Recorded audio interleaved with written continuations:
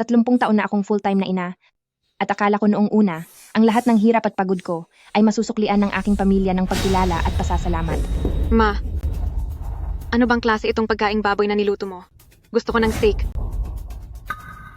Mahigit 30 taon na, wala ka na bang ibang alam lutuin kundi buns at steamed bread? Wala na bang iba? Puro ka lang naman libreng kain dito sa bahay? Aasa ka lang din sa akin para buhayin ka? Tapos kahit itong simpleng gawaing bahay, hindi mo pa magawa ng maayos? Ha? Huwag na tayong kumain.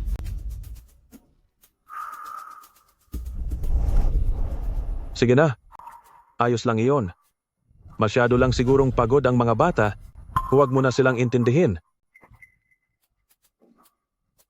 Pero hindi ko inasahan na sa 2 araw matapos mawala ng aking asawa, ay palalayasin ako ng sarili kong anak at manugang sa sarili naming bahay.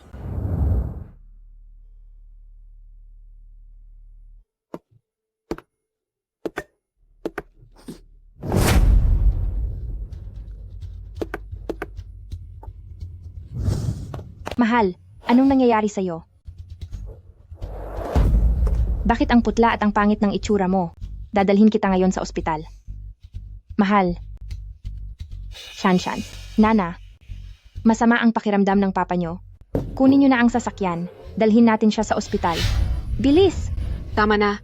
Ang dumi-dumi nyo. 2. Lumayo kayo sa akin. Sige na. Sige na. Dalhin nyo na ang papa nyo sa ospital. Nakikiusap ako. Wala akong oras. Isasama ko pa si Dudu para paliguan.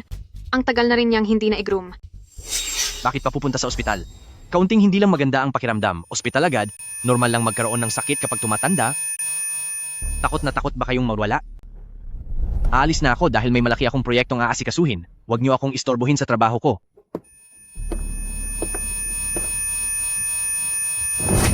Mahal. Mahal, gumising ka. Mahal, wag mo naman akong takutin ng ganyan, mahal. Gumising ka, please. Dahil sa sobrang pagkapagod, nagkaroon ng atake sa puso ang asawa nyo at dahil hindi siya agad na isugod dito, ay wala na siya. Pasensya na po. Abihan nyo na ang pamilya nyo para maasikaso ang kanyang labi. Shanshan, Nana. Ang papa nyo ay wala na dahil sa sakit sa puso. Pumunta na kayo rito sa ospital agad.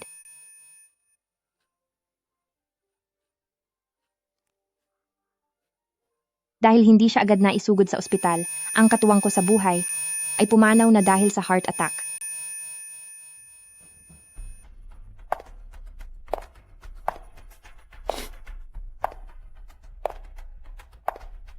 Pagkatapos kong ayusin ang burol niya at makauwi, hindi ko inasahan ang anak na pinalaki ko sa loob ng 30 taon at ang manugang na itinuring kong tunay na anak.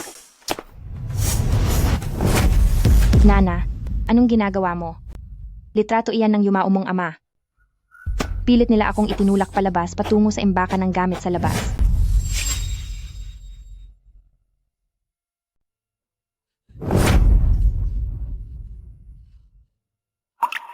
Ma, at dahil dala mo ang malas na gamit na iyan, huwag kang papasok sa bahay. Dito ka na lang tumira simula ngayon. Sabi ng doktor, maselan ang tiyan ni Dodo kamakailan at kailangan niya ng maayos na kapaligiran para magpahinga. Nasisikatan ng araw ang kwarto niyo ni Papa at malawak pa ito, kaya ibigay na lang natin ang kwartong iyon kay Dodo. Anong sinabi mo? Biyenan mo ako, pero patitirahin mo ako sa basement? Oh na. Noong iniligtas ko si Shanshan noon, na aksidente ako sa sasakyan, kaya nagkaroon ng deperensya ang binti ko. Malamig at mamasa-masa sa basement na iyan, kaya hindi ko... Bakit? Anong masama sa basement? Wala na si Papa.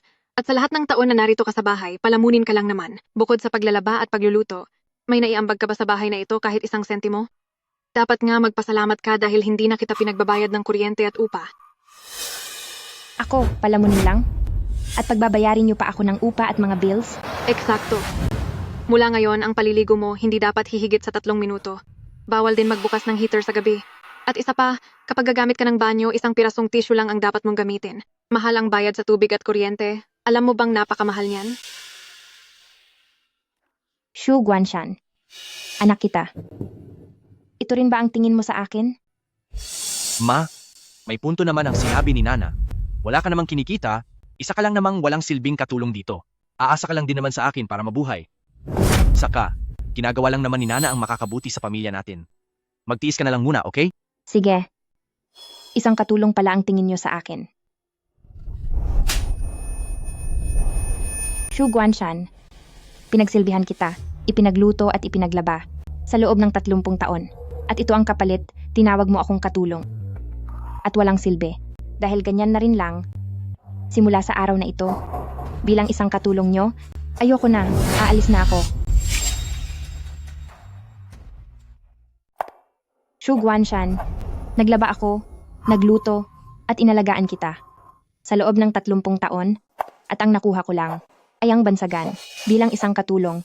Walang silbi. Kung ganoon, simula sa araw na ito, ang katulong na ito, hindi na magtatrabaho. Tama na ma. Bakit po kayo nagkakaganyan? Si Nana naman, 2 salita lang ang sinabi, para naman sa atin, para maging maayos ang ating pagsasama. 2 salita lang ba talaga? At talagang ako pa, isang walang silbing katulong. Ang pilit ninyong patitirahin sa basement? Hayaan mo na siya.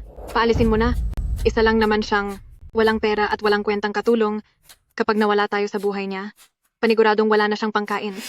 Sige, gawin mo. Sa loob ng 3 araw, tingnan natin kung paano ka babalik na umiiyak at nagmamakaawa sa akin. Ma, wag na po kayong gumawa ng eksena. Magluto na po kayo. Kahit paano ang basement ay may lugar para matulog, kung hindi, sa kalsada po kayo matutulog ngayong gabi. Masama ang ugali ng manugang ko, pero hindi ko naman siya pinalaki. Samantalang si Xu Guanshan na ibinigay ko ang lahat, ay pinalaki kong anak, na nagpakita sa sariling ina ng walang utang na loob. Ipaparamdam ko sa kaniya kung sino talaga ang walang silbing ito na tinatawag nilang katulong. Huwag kayong mag-alala, sa bahay na ito, hindi na ako kailanman babalik.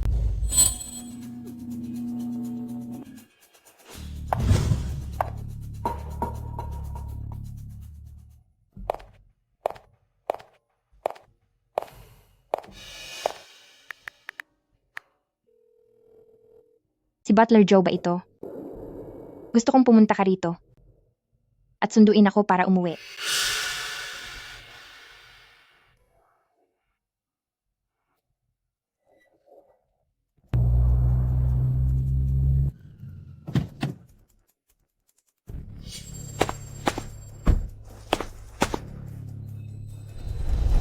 Maligayang pag-uwi, madam.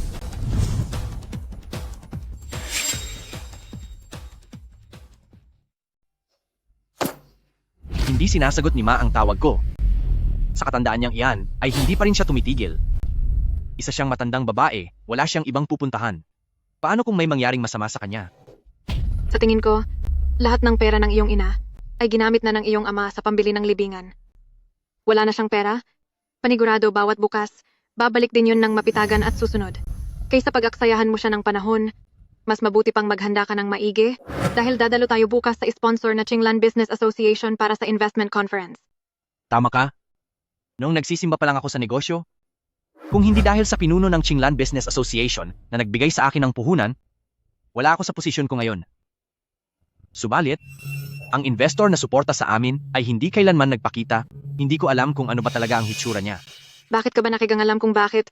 Yun ang iniintindi mo. Ang Chamber of Commerce ay papasok na agad sa AI industriya. Hanggat makuha natin ang karapatang makipagtulungan, magiging ganap tayong pinakamakapangyarihang pamilya sa Rongcheng.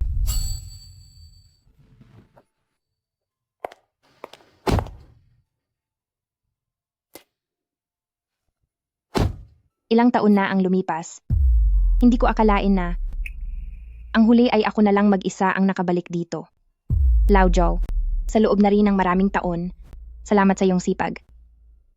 Mula ngayon, dito na ako maninirahan. Ikuha mo rin ako ng pinakamahusay na abogado para ayusin ang aking mga ari-arian at gusot sa mga properties ko. Opo.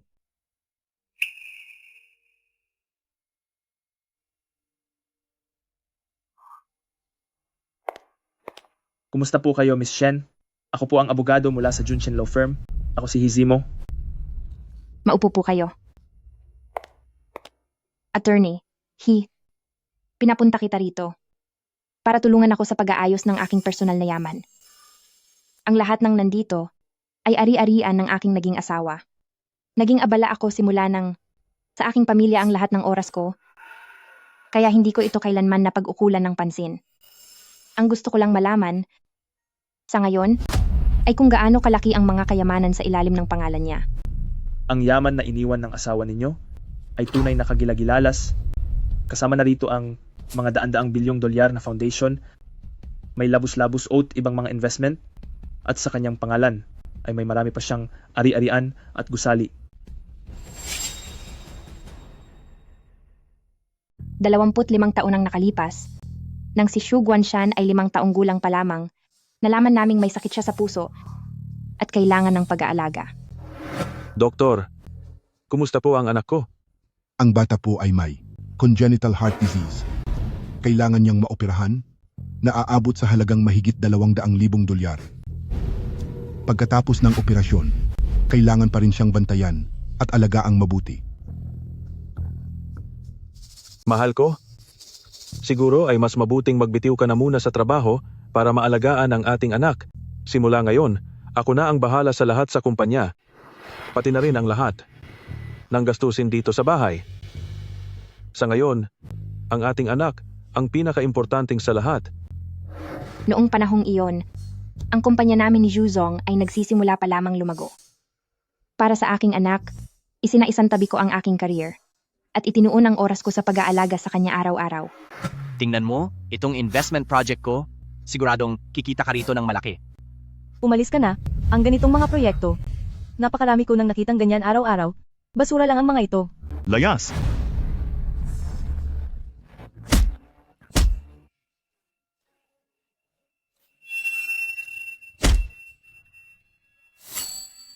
Officer, Nanakit ka lang dahil hindi sila nag-invest? Ibigay mo agad sa kanila ang 50,000 dolyar bilang danyos. Pag-uwi niyo ay disiplinahin niyo ang inyong anak para hindi na siya muling makagawa ng gulo. opo, susunod po kami. Mahal, si Shanshan ay hirap na hirap maghanap ng investors para sa kanyang proyekto. Hindi ba natin maaring tulungan siya? Hindi pwede. Si Shanshan, masyado siyang padalos-dalos kumilos.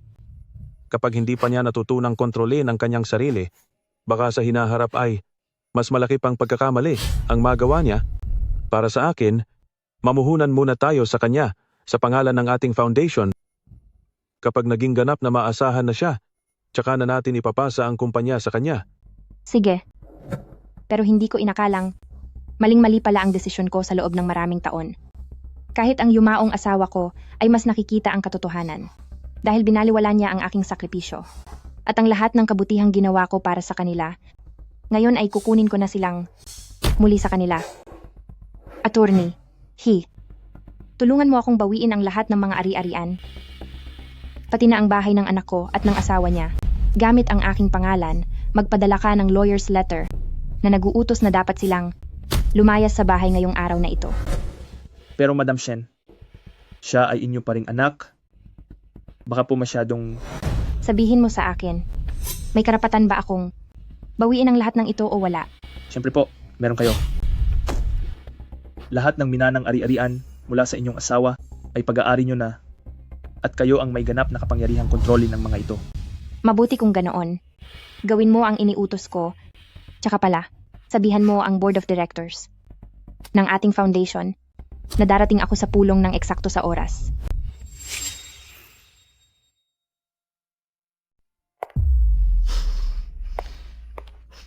Ang matandang bruhang iyon, nasaan na ba siya? Ang gulo at ang dumi ng bahay. Kahit agahan ay wala pa ring handa. Ano bang nangyayari?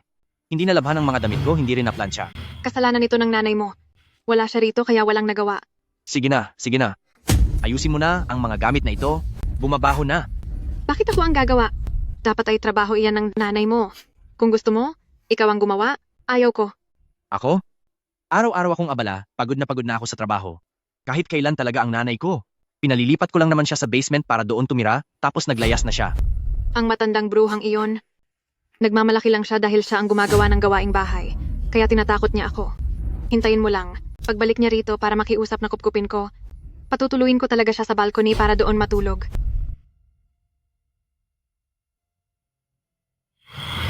Noon, mahihina ang pangangatawan ni Xu Guanshan. Anak, gising na. Ipinagluto ka ni mama ng agahan. Ihahatid kita sa school mamaya. Kainan na! Kainan na! Shanshan, hindi masustansya ang mga pagkain sa labas. Kumain ka ng mga pagkain niluto ni Mama. Halika. Alis na tayo. Halika anak. Suotin mo muna itong bag mo. Alis na tayo. Papasok na sa school. Wala akong tiwala sa katulong. Kaya alas 5 pa lang ng umaga ay gumigising na ako para magluto. Pagkatapos ay ihahatid siya sa school. Ngayon, sa wakas ay hindi ko na kailangan pang umikot ang mundo ko sa anak ko. Ganito pala ang pakiramdam ng maging malaya. Magandang umaga po, Madam Shen. Nakahanda na po ang inyong agahan. Madam Shen, ang investment dinner po ng Qinglan Business Association ay magsisimula na ngayong gabi. Ayon po sa inyong utos, naihanda na namin ang lawyer's letter para sa inyo para utusan silang umalis na ngayong araw. Mabuti. Sa investment dinner ng Chamber of Commerce ngayong araw, darating din si Xu Guanshan. Kapag nandoon na, ibigay mo iyan ng personal sa kanya. Oo nga pala, nalaman din namin na gusto ng anak ninyo na makuha ang pinakabagong investment ng Chamber of Commerce. Ano po ang balak ninyo? Gusto ko lang siyang sanayin noon, kaya palihim ko siyang tinutulungan. Sino ang mag-aakalang?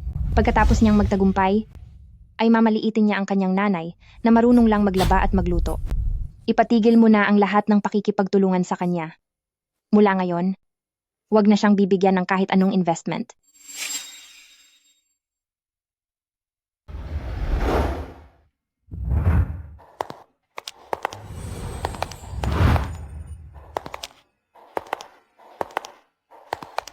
Hindi ba si President Xu ito?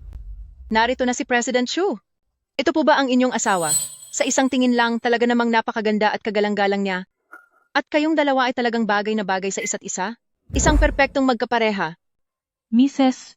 Xu, napakaswerte niyo po at nakapag-asawa kayo ng mabuting lalaki. Siyempre naman, nagsimula ako sa wala at nakakuha pa ako ng tulong mula sa puhunan ng Qinglan Business Association. Masyadong mahigpit ang samahan na iyon at sigurado akong nakita nila ang aking galing kaya sila nakipagtulungan sa akin. Totoo po yan. Balita ko po, sa pagkakataong ito, makukuha niyo ang malaking proyekto mula sa samahan. Kapag naging matagumpay na po kayo, huwag niyo po kaming kalimutang tulungan din. Tama po, tama. Sige lang, walang problema. Kapag nakuha ko na ang proyekto, siguradong tutulungan ko kayo sa susunod.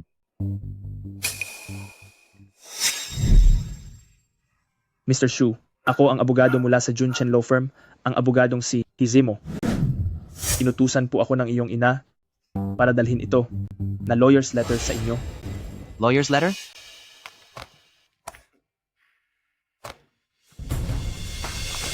Ano? Gusto ng nanay ko na bawiin ang bahay? Sa anong karapatan? Bahay namin ito para sa kasal. Tama. Akin ang bahay na ito, hindi ito kay Shen Mingzhu. Ano ang kanyang batayan at ano ang karapatan niyang bawiin ito? Mr. Xu, ayon sa lahat ng impormasyong ibinigay ni Miss Shen, ang bahay na ito sa ilalim ng pangalan mo ay pag-aari niya at may karapatan siyang pautos kayong lumayas sa araw na ito. Ano? Ano? Guanshan, baliw na ba ang nanay mo? Simpleng away lang, pero kukunin na niya ang bahay? Hindi siya baliw. Nawawala na siya sa sarili. Nasaan na ang walang hiyang matandang iyon ngayon? Tungkol sa kinaroroonan ni Miss Shen, wala akong maibibigay na impormasyon. Subalit, kapag hindi pa kayo umalis, mapipilitan akong idaan ito sa legal na paraan. Nasisiraan na ba talaga ng bait ang nanay ko? Wala na ang tatay ko. Dapat ay sa akin siya umaasa hanggang sa huli. Ngunit pumunta pa siya sa Chamber of Commerce para makipag-agawan sa akin sa mana. Masyado ko na yata siyang kinunsinte. Sige na, kumalma ka muna. Tawagan mo na agad para magtanong kung ano ba talaga ang nangyayari.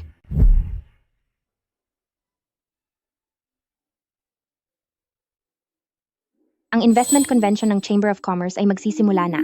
Xu Guanshan, mamaya, ipakikita ko sa inyong lahat kung sino talaga ang simpleng may bahay na minamaliit ninyo.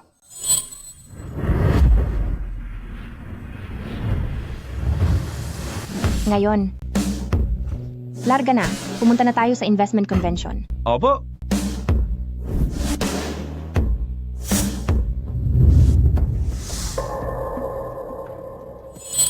President Xu, ano ang nangyayari dito? Totoo bang kinakalaban ka ng nanay mo para sa inyong ari-arian? Oo nga, ngayon lang ako nakarinig ng ganoon. Bakit pa nga ba? Sadyang gumagawa lang siya ng gulo.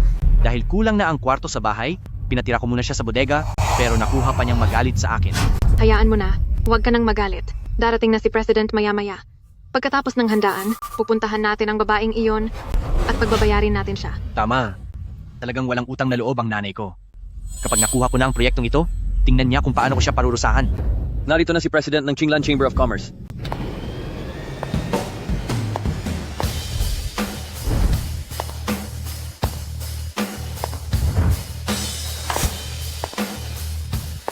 Nay, bakit po kayo nandito?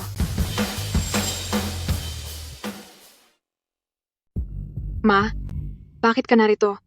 Siya pala ang pinuno ng Qinglan Business Association. Hindi ko inaakalang napakabata pa niya pala at napaka-eleganteng tingnan. Hindi nakakapagtakang isa siyang makapangyarihang tao.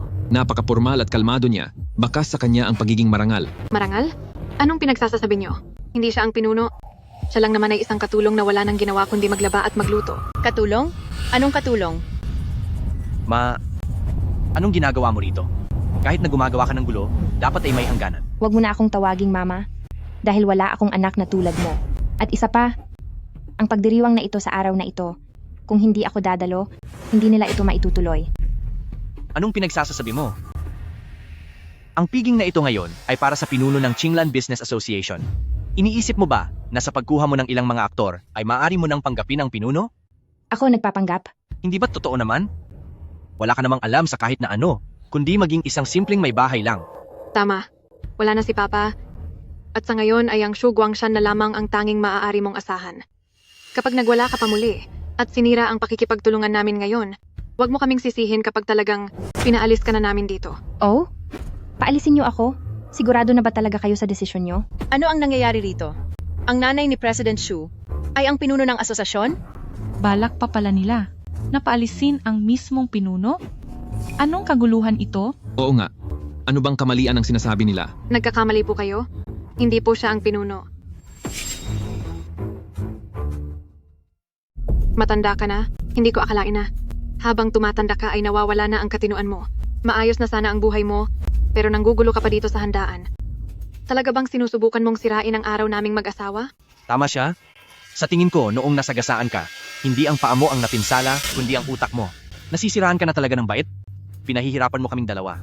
Hindi ka ba titigil hanggat hindi kami nagdidiborsyo? Naku, matanda ka na.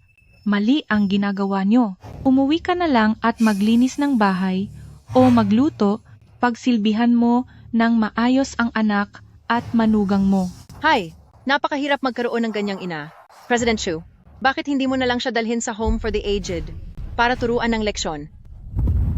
Nay, masyado kitang kinunsinti noon, pero ngayon, kung luluha ka at luluhod para humingi ng tawad, papatawarin kita at papayagan kitang tumira ulit kasama namin. Luluhod? Xu Guangshan, kailan ko ba sinabi na gusto kong bumalik para tumira kasama niyo? Saan ka naman pupunta? O baka naman, balak mong mamalimos sa kalye, maging parang ligaw na aso, at maghanap ng pagkain sa basurahan? Hindi ako magkakalkal ng basura. Dahil kayo ang dapat lumayas dito. Hindi ako. Sa palagay ko ay nilinaw na. Sa inyo ng abogado ko na ang tinitirhan nyo ay bahay ko. Matandang walang hiya. Mahiya ka naman. Sa tingin mo ba ay basta ka na lang makakakuha ng bahay dahil lang sa isang abogado? Tama siya. Ang bahay na iyon ay binili sa akin ni tatay. Para sa kasal namin, sa pangalan ko iyon nakarehistro. Mabait pa nga ako at pinapatira kita doon. Pero imbes na magpasalamat ka, kami pa ang palalayasin mo. Sa anong dahilan? Anong dahilan? Dahil ako lang ang kaisa-isang nakapangalan sa titulo ng bahay. Sapat na bang dahilan iyan?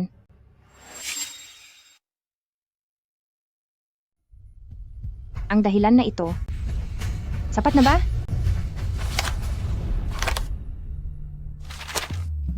Hoy, matandang babae. Tingnan mong mabuti, dito sa titulo ng bahay, nakasulat ang pangalan ko at ng asawa ko. Ma, totoo nga na ikaw ay marunong lang gawaing bahay? Walang pinag-aralan na matandang katulong? Pati kung kanino ba talaga ang pagmamay-ari ng bahay ay hindi mo alam. Ako ay isang walang alam na matandang katulong.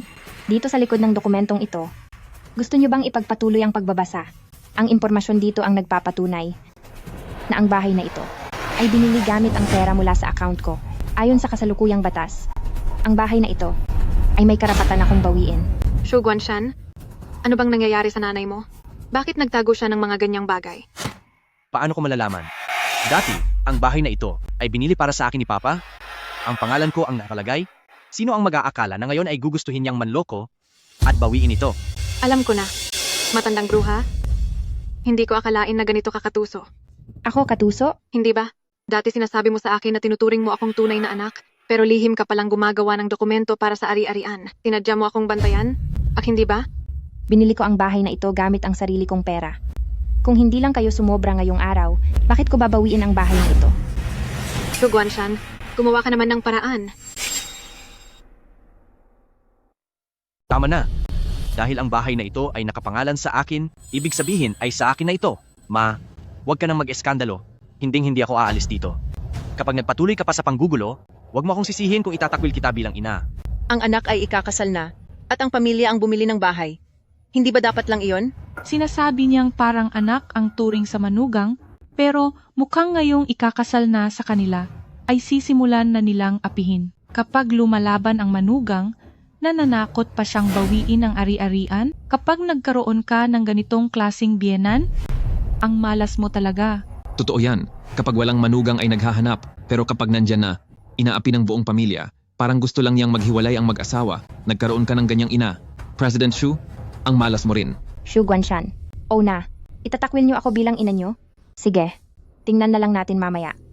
Kung gaano kayo iiyak ng husto. Narinig mo ba? Ang bahay na ito ay binili ni Papa para sa atin. Kung susubukan mong agawin ang aming bahay, sinasabi ko sa iyo, hinding-hindi mangyayari iyan. Pinapayuhan kita na umayos ka na lang at utusan mo agad ang abogado na bawiin ang babala. Kundi, hindi kita tatantanan. Oh, nananakot ka ba sa akin? Sige, pareho pala tayo ng iniisip. Sa pagkakataong ito, wala rin akong planong palagpasin kayo. Tama na, Ma. Mukhang ulyanin ka na talaga. Wala na si Papa ngayon. Ano pa ba ang magagawa ng isang matandang babaeng tulad mo?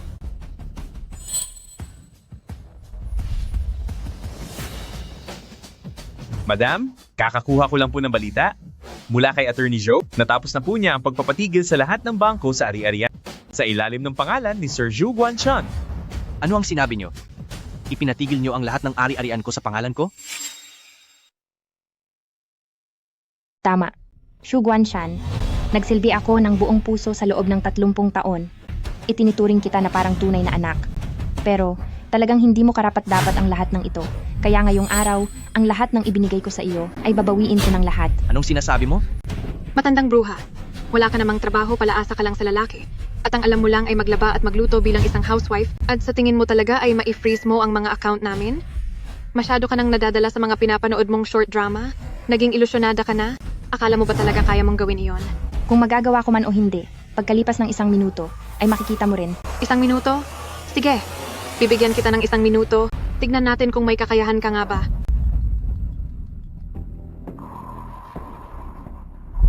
Ano ang sinasabi mo? Ang lahat ng mga bank accounts sa ilalim ng pangalan ko, lahat sila ay na-freeze. Anong sabi mo? Paano ito nangyari? Matandang babae, ano bang ginawa mo? Bakit parang nagmamadali ka? Kayong dalawa, huwag kayong magmadali, simula pa lang ito. Sunod naman, ay ang kanyang kumpanya. President Xu, may masamang balita. Hindi ko alam kung paano nangyari, pero ang account ng kumpanya ay na-freeze na, pati ang paglipat ng pera sa mga kliyente ay may problema na rin. Kung hindi tayo makakabayad agad o makakatanggap ng mga produkto, hindi natin matatapos ang trabaho sa takdang oras at mahaharap tayo sa napakalaking danyos. Anong gagawin natin ngayon? Ano ka mo?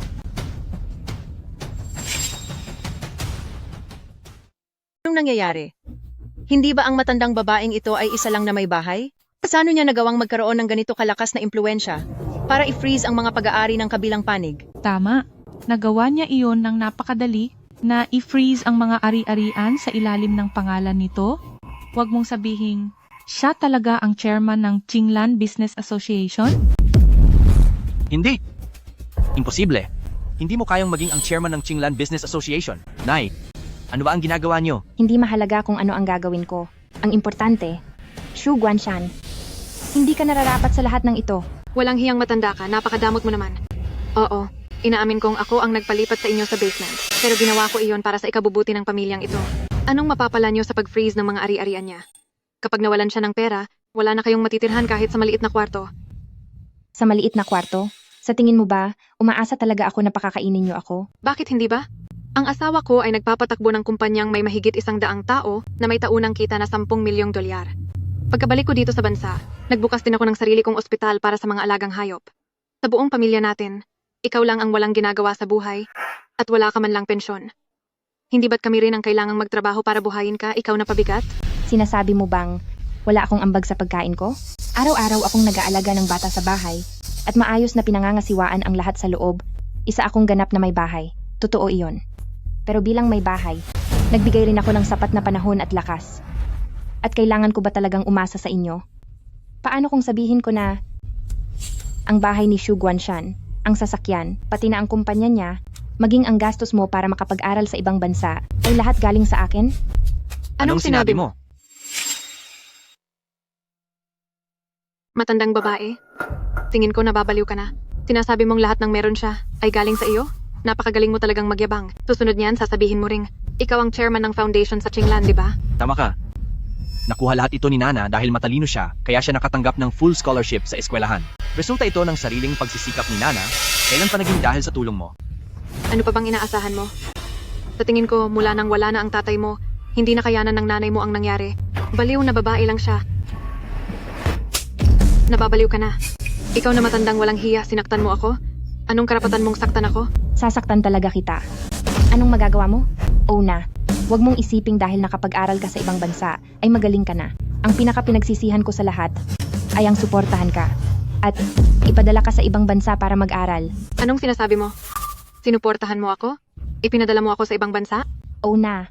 Huwag mong kalilimutan kung saan ka talaga nanggaling. Anong kalokohan iyan? Mas pinahahalagahan ng mga magulang mo ang mga lalaki, pero itinakas mo ang sarili mo mula sa bundok para makapag-aral. Noong magkasintahan pa kayo ni Xu Guanshan, at ginusto mong mag-aral sa ibang bansa. Kaya, palihim akong nakipag-usap sa eskwelahan para mabigyan ka ng slot para mag-abroad at binigyan din kita ng full scholarship. Gusto ko sana matuto ka ng mabubuting bagay para baguhin ang buhay mo. Pero ikaw, nakuha mo pa ang lahat ng masasamang ugali at iniisip mo pa na dahil nag-aral ka sa ibang bansa, pagbalik mo rito ay mas mataas ka na sa lahat. Dahil ang lahat ng natutunan mo ay nauwi lang sa wala. Mula sa araw na ito, tuturuan kita kung paano ang tamang pag-uugali. Shen Mingzhu, gusto mo lang yata magpakitang gilas bilang biyanan. Mahal, tingnan mo ang nanay mo. Inaapi na naman niya ako. Ma, tama na po. Si Nana ay nag-aral sa ibang bansa gamit ang sarili niyang kakayahan. Bihira lang ang mga matatalinong gaya niya. Bakit po kayo nagsasalita ng kung ano-ano? Talaga? Dahil ba galing ka sa ibang bansa? Pwedeng-pwedeng ka nang maging mayabang? Kung iniisip mong, dahil nag-aral ka sa labas ng bansa, ay pwedeng-pwede ka nang magmalaki. Pwes ang pagiging mataas mo ay mawawala agad. Seryoso, isa ka lang matanda. At nagagawa mo pa akong bantaan? Oo, ako mismo. Huwag kang ngang magpatawa. Matandang wala na sa wisyo. Nagmamayabang ka pa sa lugar na ito. Hindi ka ba natatakot mapahiya sa sasabihin mo? Sino po si Ona? Hinahanap ako? Ito po ang mga dokumento nyo. Pakicheck po. Ano yan? Hindi ko alam. Wala naman akong kahit anong transaksyon sa ibang bansa. Ano? Tinanggal na ako ng paaralan sa listahan ng mga estudyante nila. Tunay nga na ito ang abiso ng pagkakansela ng pag-aaral. Anong nangyari? Maayos naman ang sitwasyon mo. Bakit makakansela ang pag-aaral mo? Hindi ko po alam. Alam ko na, yung matandang walang hiya na iyon, ikaw ba ang gumawa nito? Inutusan mo ba ang eskwelahan na ikansela ang pag-aaral ko? Huwag kang magsalita ng ganyan. Ang nanay ko ay isa lang.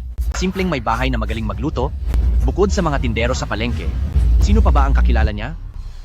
Paano naman siyang magkakaroon ng ganoong kapangyarihan para ikansela ang pag-aaral mo? Kuro. Oo na? Kanselado na ang pag-aaral mo. Bakit ang pag-aaral ko ay bigla na lang kinansela? Anong sabi niyo? Ano bang nangyayari? Siguradong ang nanay mo ito. Siguradong pinilit niya ang eskwelahan na ikansela ang pag-aaral ko at pinapabawi pa nila sa akin ang nakuhang 5 milyong dolyar na kabuuang scholarship at matrikula. Paano mangyayari iyon? Ang nanay ko ay isang may bahay lang na nagluluto. Paano niya naman magagawang magkaroon ng ganoong impluensya? Pero ang sabi ng eskwelahan, ito ay dahil wala akong respeto at mabuting asal bilang bata, kaya kinansela nila ang pag-aaral ko. Siguradong siya iyon. Isinumbong niya ako sa eskwelahan.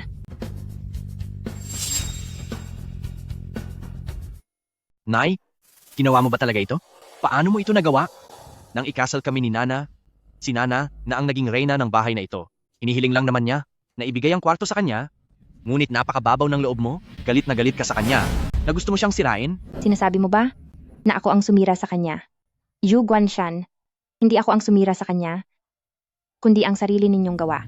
Dahil sa pagmamahal ko sa inyo at pag-aalaga sa inyo, ibinigay ko ang lahat ng lakas ko sa pagpapalaki at pagsuporta sa inyo. Ngunit, kahit sa pinakamagandang eskwelahan pa kayo galing, nakalimutan ninyo kung paano maging mabuting anak. Kayo, hindi ninyo deserve ang lahat ng ito. Diyos ko, siya nga ang tumawag. Si Mrs. Shu ay nag-aral ng cosmetic medicine at medyo kilala na siya sa industriyang ito. Ngayon, kung matatanggalan siya ng lisensya, paano na siya makakapagtrabaho? Ang biyenan na ito ay sadyang napakalupit. Talagang tumawag pa siya para isumbong ang sarili niyang manugang. Talagang gusto niyang masira ang kinabukasan nito. Tama. Si Mrs. Shu, bakit nagkaroon siya ng ganyang ina? Habi, anong gagawin natin? Ayaw kong matanggal sa eskwelahan. Napakahirap ng pinagdaanan ko para makarating sa kinaroroonan ko ngayon. Kung wala akong diploma, paano pa ako makakapagpatakbo ng cosmetic hospital? Pagtawirin mo siya ngayon din sa eskwelahan para bawiin ang reklamo. Kung hindi, hindi ko siya papatahimikin. Huwag kang mag-alala. Ipaghihiganti kita. Nay, nung umalis ka sa bahay at hindi ka na gumawa ng gawaing bahay, akala namin ay nagtatampo ka lang, binigyan ka lang namin ng ilang araw para makapagpahinga, pero hindi mo dapat siya ginaganyan. Asawa ko siya. Asawa mo siya? Paano naman ako? Ako ang nanay mo. Shu Guanshan, simula bata ka pa, ginawa namin ng tatay mo ang lahat para mapalaki ka. Pero hindi mo lang pinabayaan ang tatay mo sa gitna ng panganib, pinaramdam mo pa sa akin na wala akong silbi. Pinilit mo akong lumipat sa basement at aso na ang pinatira mo sa kwarto ko. Ngayon, sa harap pa ng maraming tao, tinawag mo pa akong matanda na. Sa tingin mo ba, dapat pa akong magpasalamat sa kanya? Ano ang nangyayari dito? Kakaalis lang ng tatay niya, pinalayas na agad ang nanay niya para bigyan ng pwesto ang aso.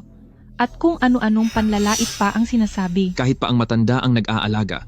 Sa buong bahay, at siya pa ang bumili ng bahay, pinararatangan pa siya ng masama. Ang mag-asawang President Shu ay sadyang walang utang na loob. Tigil. Tumahimik kayong lahat. Shen Mingzu, ayaw mo bang tumawag? Huwag mo akong sisihin kung maging malupit ako. Kung talagang hindi mo gagawin ang tawag na ito, huwag mo akong sisisihin kapag pinalayas kita sa bahay at makipag-agawan ka na lang ng pagkain sa mga aso sa kalye. Kung ayaw mong maghirap, mas mabuti pang sumunod ka na lang sa akin ngayon. Teka lang. Bakit? Natatakot ka ba? Shen Mingzu, kung natatakot ka na, tumawag ka na agad. Hindi ako tatawag. Tungkol naman sa pagmamahal ninyong mag-asawa, hindi ko iyan matatanggap. Palagay ko, mas mabuting tayo mismo ang pumutol na sa ating ugnayan.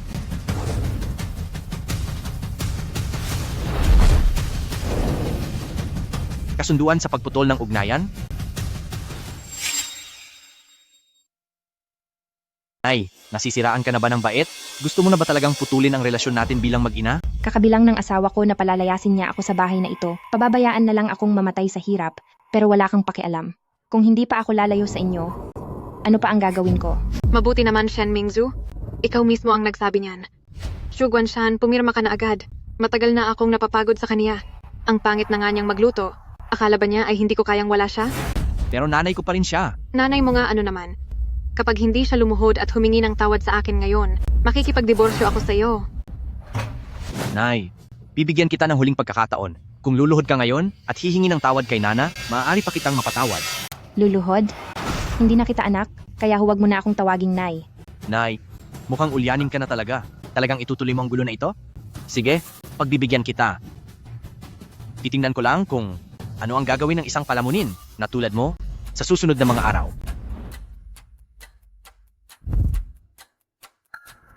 Shen Mingzu, nakapirma na ngayon si Shu Guanshan. Ngayon, gusto kong lumayas ka na dito. Bakit ako ang lalayas? Kayo ang dapat na lumayas dito. Pinapaalis mo kami? Alam mo ba, na ang handaang ito ay kay Qinglan Foundation na siyang pangulo? Kung hindi ka pa aalis ngayon at madadamay ang nakuha kong kontratang nagkakahalaga ng 10 milyong dolyar, maniwala ka, ipatataboy kita sa mga tauhan ko. Ganoon ba? Ipatataboy mo ako? Oh na, Napag-alaman na ng paaralan na may mga problema ang iyong thesis gaya ng pangungopya at pamemeke. Kaya, kakanselahin na ang iyong pag-aaral dito. Inaasahan namin na sa loob ng 3 araw, maibabalik mo agad ang perang ibinigay sa iyo ng paaralan. Kung hindi, didirekta ang paaralan sa pagsasampa ng kaso sa iyo. Mahal, anong gagawin natin? Bababawiin ng paaralan ang scholarship at matrikula ko. Anong gagawin ko? Huwag kang mag-alala. May paraan ako. Ma, akala mo ba sa isang sumbong mo lang sa telepono ay makakansela na ang pag-aaral ni Nana? Sinasabi ko sa iyo, si Qinglan Foundation ang pinakamalaking taga-sustento sa likod ng paaralang ito. Kung gusto mo siyang sirain, magpaalam ka muna sa akin. Wife, tatawagan ko na agad si Sekretaryo Liu. Naintindihan ko po. Ngayon din ay pupunta na ako sa lokasyon. Papunta na ang bagong pangulo sa kaganapan ng foundation. Dalhin mo na ang mga inihandang regalo. Aalis na tayo ngayon. Hindi dapat natin paghintayin ang pangulo. Opo. Sekretaryo General, tumatawag po si President Chu. Siguro ay magtatanong tungkol sa pinakabagong proyekto natin. Simula ngayon, ang ginang ay wala nang kinalaman pa sa kanya. Hindi na kailangang makipag-ugnayan sa kanya. At saka, sabihan ng lahat agad na tuluyan ang ititigil ang lahat ng pamumuhunan sa kanya. Hindi na kailanman makikipagtulungan sa kanya. Tatawagan ko si Sekretaryo Liu ngayon din. Paumanhin, ang numerong inyong tinatawagan ay kasalukuyang hindi sumasagot. Anong nangyayari? Bakit hindi sinasagot ni Sekretaryo Liu ang tawag ko? Dati naman ay lagi siyang sumasagot. Huwag mo na siyang tawagan. Hindi siya sasagot. At saka, simula sa araw na ito, ititigil na ng Qinglan Foundation ang lahat ng pakikipagtulungan sa kumpanya mo. Talagang isa kang baliw na babae. 8 ng taon na namumuhunan sa akin ang foundation. Sinasabi mong ititigil na ng foundation ang pakikipagtulungan sa akin? Sino ka sa akala mo? Tama. Isa ka lang namang matanda na wala namang natapos sa pag-aaral. Huwag mong isipin dahil lang nakapanood ka ng mga maikling drama, ay isa ka ng makapangyarihang tao. Kung ano-ano na lang ang sinasabi mo. Nay, nakikita mo ba? Ito na ang tawag mula sa foundation. Xu Guanshan, tinapos na namin ang lahat ng pakikipagtulungan sa iyo. Anong sinabi mo? Mahal, anong nangyari sa iyo? Ngayon lang? Ngayon lang sinabi ng foundation na ititigil na nila ang pakikipagtulungan at kakanselahin ang pamumuhunan. Ano? Ititigil ang pakikipagtulungan? Kakanselahin ang pamumuhunan? Anong sabi mo? Ititigil ang partnership? At kakanselahin ang investment?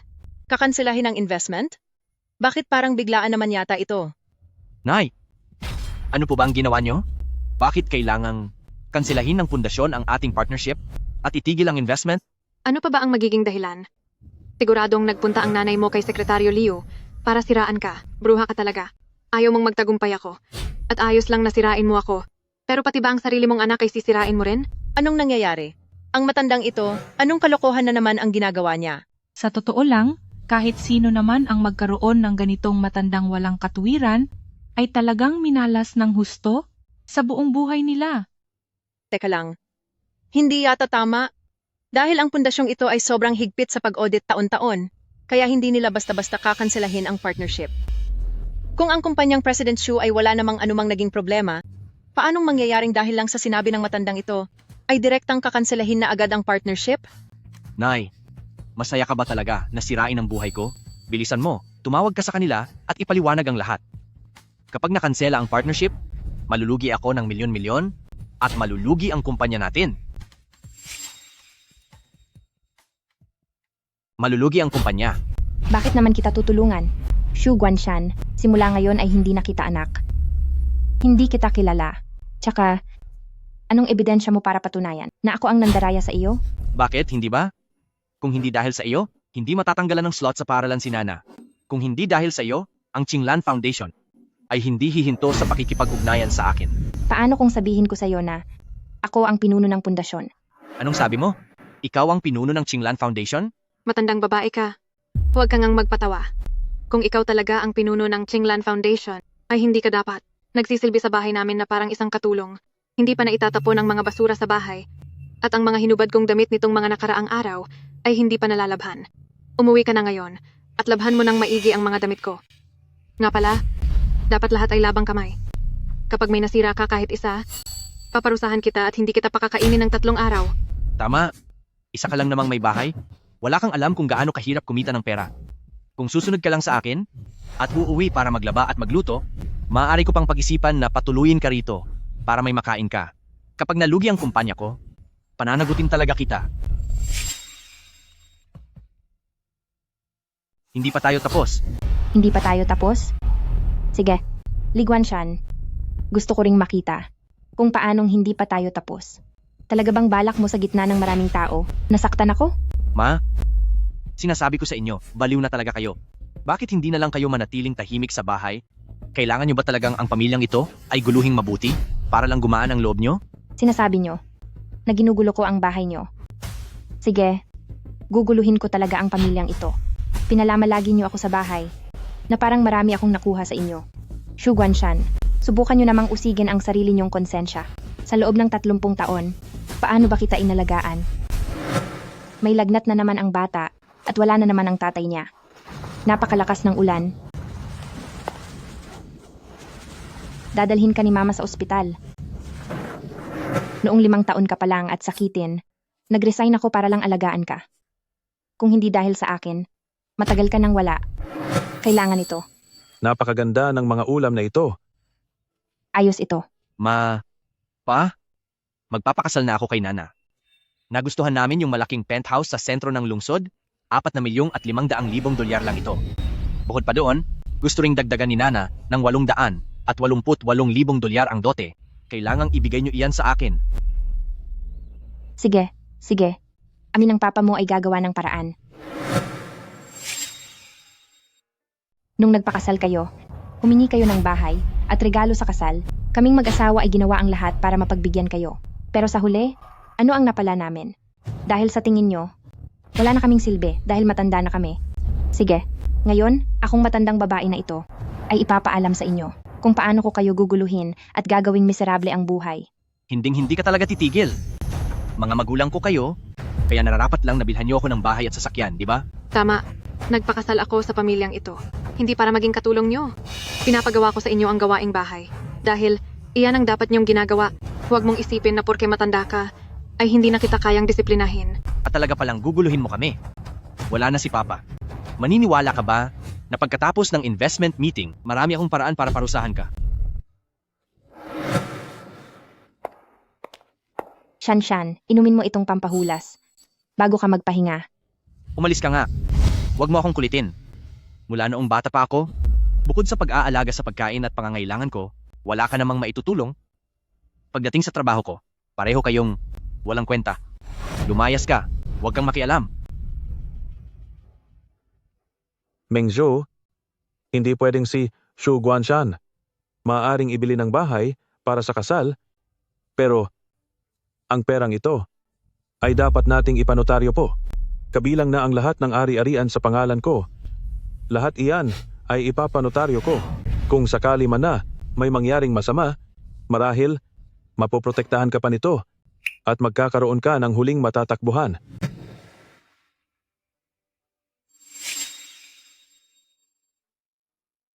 Matanda, hindi ko inakalang. Sa huli, mas nakikita mo ang katotohanan kaysa sa akin. Matagal mo nang alam ang totoo, kaya pala naghanda ka ng planong panigurado. Tama na. Wala akong oras para makipag-usap sa iyo.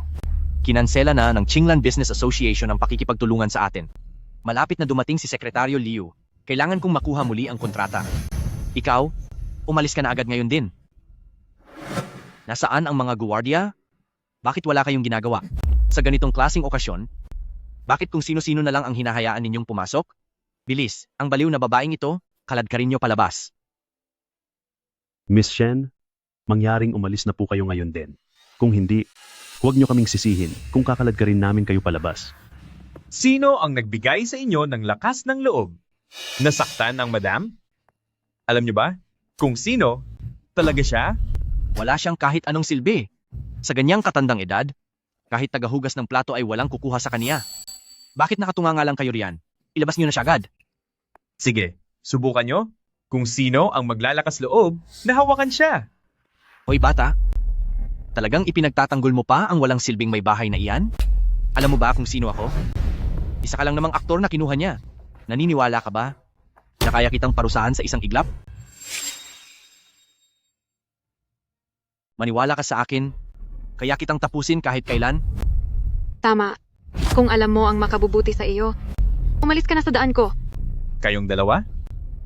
Gusto nyo talaga akong kalabanin? Mga panauhin? Itong pagtitipon para sa pamumuhunan ngayon ay inihanda ng foundation para sa aming madam? Kung kayo ay mangangahas na paalisin ang madam, ang investment meeting na ito ay sa tingin ko wala na pang dahilan para ituloy. Lau Zhao, ayos ka lang ba? O na, sino ang nagbigay sa iyo ng lakas ng loob? Para saktan ang mga tauhan ko? Pinalayas ko lang ang bata na ito. Ano ngayon? Isa lang naman siyang aktor na kinuha mo. Baliw na babae. Mahusay umarte ang aktor na nakuha mo. Akala mo ba talaga ay maniniwala kami na ang isang matandang labandera at tagaluto na tulad mo ay ang chairman? Paano kung sabihin ko sa iyong, ako nga ang chairman? Ikaw? Ikaw ang chairman? Huwag mo akong gawing tanga. Sige, magpanggap ka pa. Ituloy mo lang iyan.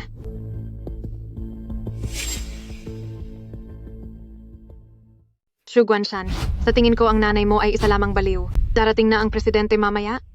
Gusto mo ba talagang kalabanin siya dahil sa babaeng iyan? Paalisin mo na siya agad. Pagdating ng presidente mamaya, baka sakaling may pagkakataon pa tayong maayos ito. President Xu, ang matandang iyan ay masyadong gumagawa ng gulo. Itapon mo na siya palabas.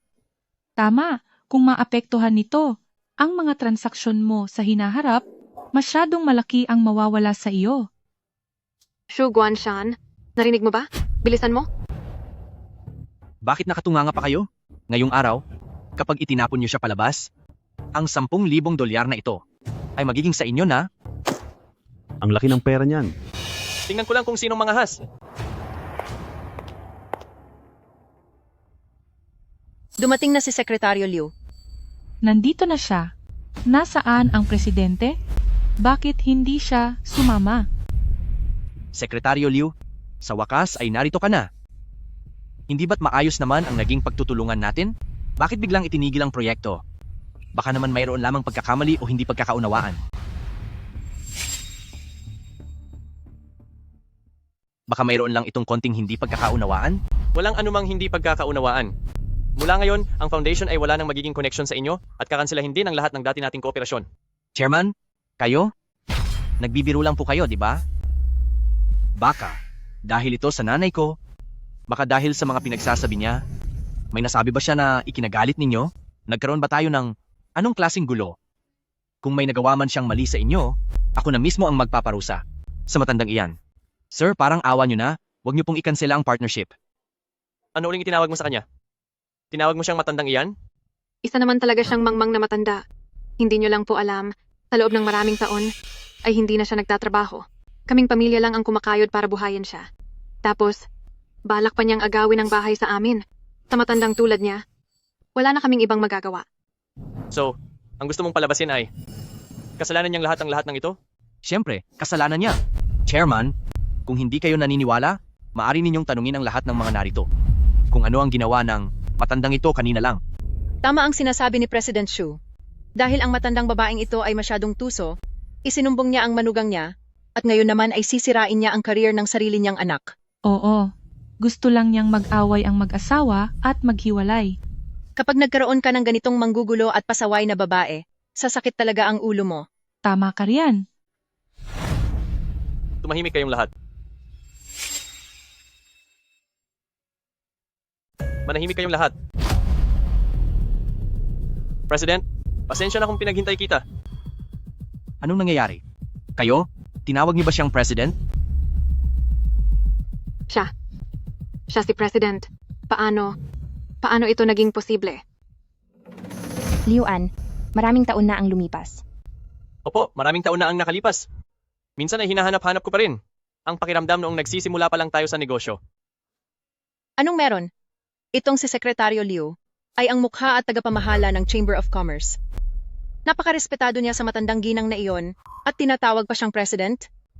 Posible kaya na ang ina ni President Xu ay ang tunay na president Walang sinuman ang nakakita kay President. Maari kayang siya talaga ang nasa likod ng Qinglan Business Association? Hindi siguro. Imposible ito. Sekretaryo Liu, nagbibiro ka lang ba ngayon? Paano siya magiging president? At bakit naman hindi siya pwedeng maging si President? Exu Guanshan. Sa loob ng maraming taon, sa tingin mo ba, kung hindi dahil sa tulong ng iyong ina, ng palihim, ay papayag ang Qinglan Foundation?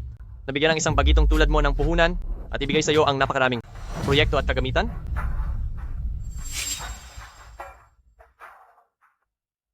Kaya, siya ba talaga ang chairman? Hindi, kasinungalingan lang ang lahat ng ito. Oo. Ang nanay ko, nag-resign noon para umuwi. Siya ay isa lamang ordinaryong may bahay. Paanong mangyayari na magiging chairman siya? Nung una, ang chairman at ang asawa niya ay nag-isip na ikaw ay hindi pa handa sa ganito kalaking responsibilidad kaya gusto ka muna nilang sanayin. Kaya palihim siyang nag-invest sa kumpanya niyo. Pero kayo, hindi niyo man lang nakita ang sakripisyo ng mga magulang niyo. Kahit nung ang dating chairman ay kapapanaw pa lang. Humanap na agad kayo ng paraan para saktan ang sarili ninyong ina. Ma, alam ko na ang pagkakamali ko. Ngayon din ay pagsasabihan ko si Nana na humingi ng tawad sa inyo. Ibalik niyo po ang account ko, pakiusap, huwag niyo i-freeze, okay po ba? Kapag kinansela ang pagtutulungan, mabubang karote ang kumpanya ko. Bakit naman kita tutulungan? Xu Guanshan, simula ngayon, hindi na kita itinuturing na anak.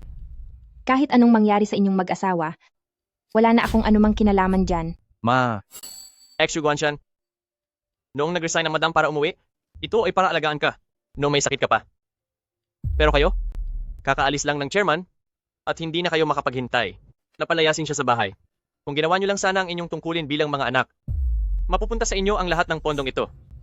Ngayong nandito na tayo, ay nararapat lang iyan sa inyo.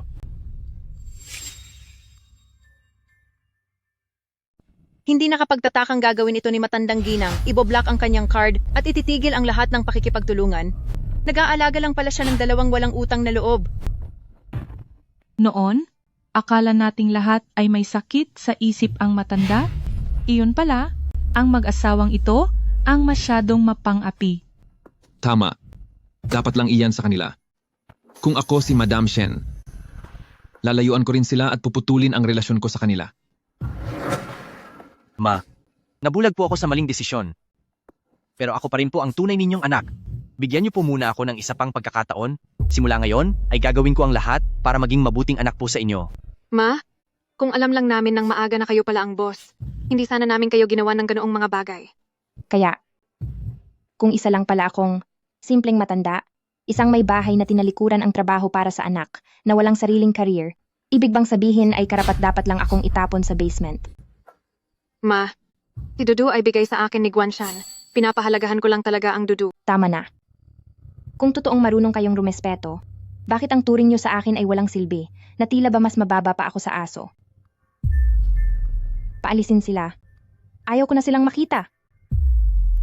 Opo. Saka, siguraduhin ninyong sa araw na ito ay lalayas na sila sa bahay ko. Masusunod po. Ano pang tinitingin-tingin nyo?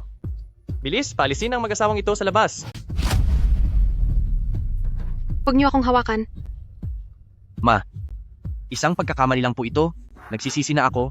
Bigyan niyo pa po ako ng isa pang pagkakataon. Ma, Nanay.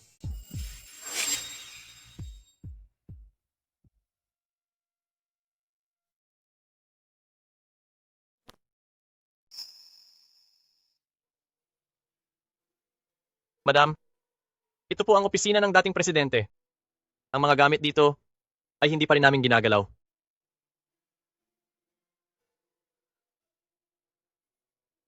Huwag po kayong masyadong malungkot, madam.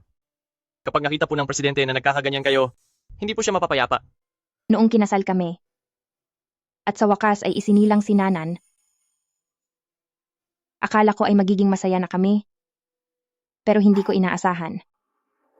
Noong araw na nanganak ako, hindi siya nakabalik agad.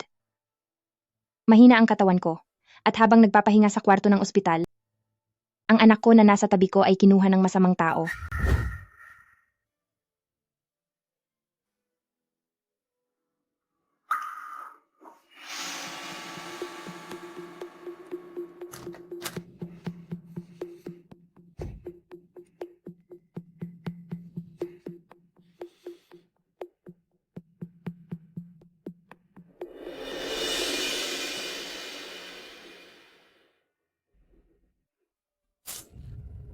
Anak ko. Ang anak ko. Nasaan ang anak ko? Anak. Nasaan ang anak ko? Nakita niyo ba ang anak ko? Nakita niyo ba ang anak ko?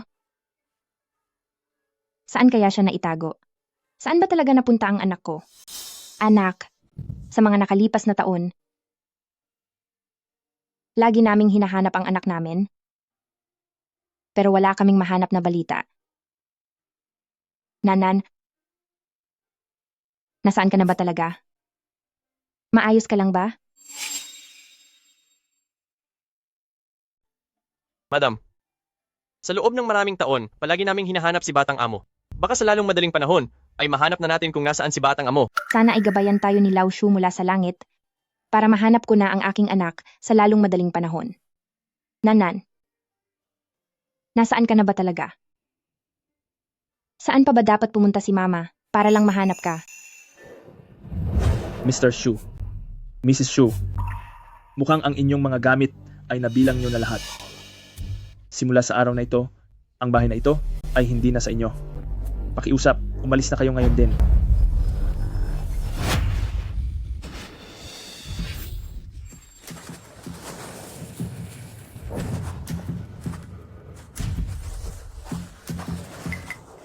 Chu Guanshan, ano na ang gagawin natin? Talaga bang ganoon katigas ang puso ni Mama para ipagtabuyan tayo palabas? Anong gagawin? Wala rin akong alam. Naka-freeze na ang account ko ngayon at sa mga oras na ito, wala na akong kahit isang kusing. Humanap ka naman ng paraan. Saan na tayo titira niyan? Ikaw naman ang may kasalanan ng lahat. Ilang beses ko bang dapat sabihin sa iyo? Nananay ko rin siya. Kahit wala siyang kakayahan, pinalaki pa rin niya ako. Pero sadyang ayaw mong makinig. Ngayon ayos na, buo na ang loob ng nanay ko na hayaan tayong mamalimos sa lansangan. Ako pa ang may kasalanan? Ngayon, naisipan mo pang sisihin ako. Noong ginawa ko ang bagay na iyon, hindi mo rin naman ako pinigilan, di ba? Matagal mo nang minamaliit ang tatay at nanay mo. Sa tingin mo ay wala silang narating. Ngayon, natututo ka na ring manisi ng iba. Asawa ko, mahal, bakit ang tamlay ng mukha mo? Ano sa tingin mo? Buntis ako. Anong sabi mo? Buntis ka? Totoo ba iyan? Mag-aasawa na ako. Magiging daddy na ako. Bakit parang tuwang-tuwa ka? Sa totoo lang, nakakainis talaga ang nanay mo. Napakayaman niya naman. Pero niloko kanya ng mahigit 30 taon at gusto pa niyang ibalik ko ang scholarship. Milyon-milyong dolyar iyon. Saan tayo kukuha ng ganoong kalaking pera? Tama na. Gagawa ako ng paraan tungkol diyan. Gagawa ng paraan? Kapag nakalikom ka na ng pera, siguradong makukulong na ako. Nga pala, di ba bumili ka ng maraming alahas? Pati mga sapatos at bag?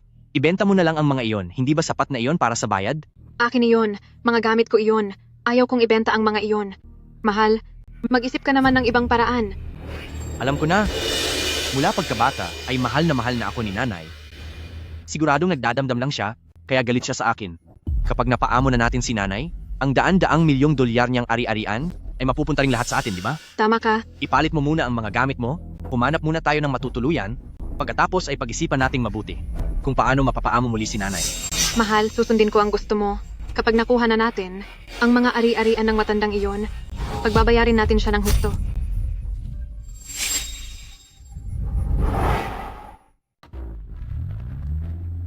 Ma'am, ito po ang plano sa susunod na investment project ng Chamber of Commerce. Paki-review po ito. Sige, Naku, mag-ingat po kayo. aray. Ano bang klase ang pagmamaneho mo? Dali. Iho, ayos ka lang ba? Ang batang ito, bakit kamukha siya ni Lao Shu noong kabataan niya? Maaari kayang siya ang... Malapit na pong mag-expire ang iyong delivery order. Ayos lang po ako, tiya. Kailangan ko na pong i-deliver ang mga ito. Marami pa po akong kailangang ihatid. Mauuna na po ako. Sandali. Iho, maghintay ka muna. Bakit pareho sila ng balat ng araw ni Nanan? Siya nga ang anak ko. Hayaan na muna. Kung bigla ko siyang pagsasabihan tungkol sa pagkakakilanlan ko, baka hindi pa niya ito matanggap. Mabuti pang hintayin ko ang tamang panahon. Kapag sigurado na ang lahat. Iho, pasensya na dahil ang driver ko ay hindi senggay na nakabangga sa iyo. Huwag kang mag-alala, lahat ng iyong pinsala ay ako ang magbabayad. At pati na rin ang mga pagkaing ito. Magpapautos din ako ng tao para ihatid ito sa pupuntahan mo. Kaya ikaw, sumama ka na lang sa akin pumunta sa ospital para magpatingin? Ayoko ba? Makinig ka na lang sa plano ko. Dahil kapag may nangyari sa iyong masama, ay hindi kakayanin ng konsensya ko. Dahan-dahan lang ha.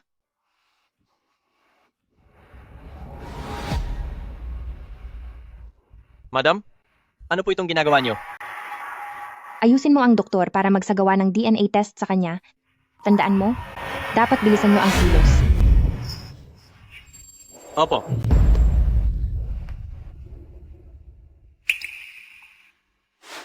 Dok, kumusta na po ang bata? Madam Shen, isinagawa na po namin ang check-up sa buong katawan niya. Wala naman pong malalang problema. Mayroon lang po siyang konting pilay sa binti. At pagkatapos nito, kailangan niya ng sapat na pahinga. Ano?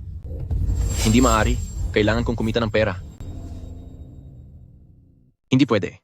Kailangan kong kumita ng pera. Naku po, anak, huwag mong kapalan ang mukha mo sa panganib. Alin ba ang mas mahalaga, ang buhay mo o ang pera? Madam Shen, nagpapasalamat po ako sa inyong kabutihan. Pero talagang hindi ako pwedeng magpahinga. Kailangan kong magtrabaho sa 2 trabaho araw-araw dahil may sakit ang nanay ko. Kung hihiga lang ako rito, wala siyang pambayad sa pagamutan o pambili ng gamot. Ang nanay mo? Opo, Nagkamali na naman ba ako ng hinala? Hindi siya ang anak ko. Anak, huwag kang mag-alala. Magpapadala ako ng tao para ipasuri ang nanay mo at ako na ang bahala sa mga bayarin sa gamot niya. Pero itong sugat mo, kailangang maipahinga ng maayos. May anak din akong lalaki. Kung kasama ko lang siya, malamang ay kasing edad mo na siya. Kapag nakikita kita, parang siya ang nakikita ko. Kaya naman, sumunod ka na sa utos ko, dito ka muna magpahinga ng mabuti. At sakto naman, kailangan ko ng assistant. Kung gusto mong maging assistant ko, bibigyan kita ng 15,000 dolyar bawat buwan. Anong sa tingin mo? Xu Guanshan, ang villa pa lang ito ay pagmamay-ari ng nanay mo. Ang villa na ito ay lampas 100 milyong dolyar na ang halaga. Pero nakuha niya pa talagang isikreto ang lahat ng ito. Bakit niya ginagawa ito? Tama? Ininblock pa niya ang numero ko. Ayaw niya akong makita. Gusto ko ngang itanong mamaya kung ano ba talaga ang ibig sabihin nito.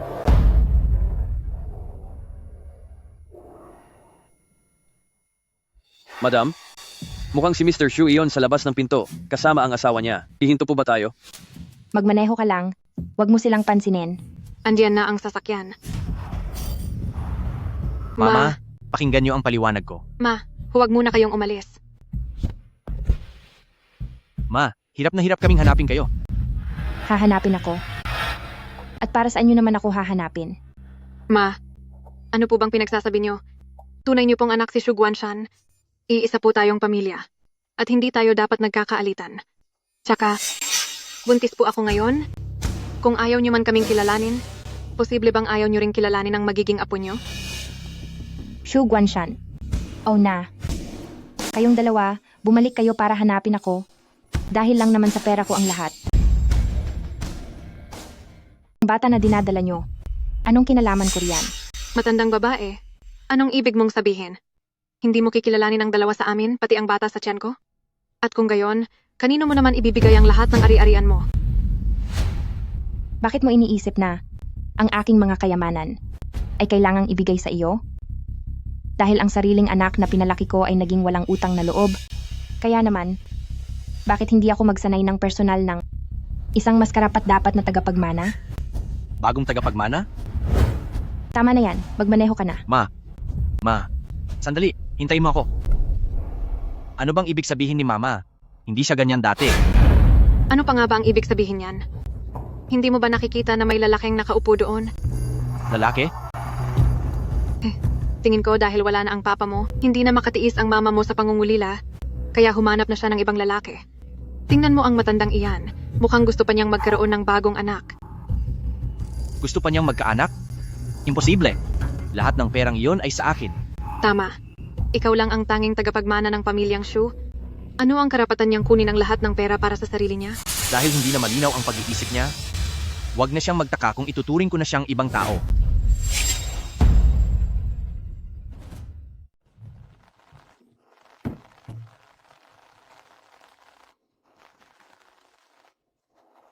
Butler Zhao, maghanda ka ng isang guest room para sa kanila. Sa lahat ng gamit, gusto ko ang pinakamaganda. Opo. President Shen, kahit anong silid na lang po ang ihanda nyo para sa akin. Hindi nyo na po kailangan gawin ito. Dahil nandito ka na sa bahay ko, sundin mo ang lahat ng gusto ko. Sige na. Pero, Hi. Huwag kang masyadong mailang. Bata ka pa, at may sugat ka pa't nag-iisa, paano mo aalagaan ang sarili mo? At isa pa, marami akong kailangang asikasuhin. Mas mapapadali ang trabaho kung nandito ka lang sa bahay. Ikaw talaga, magpahinga ka muna rito sa ngayon.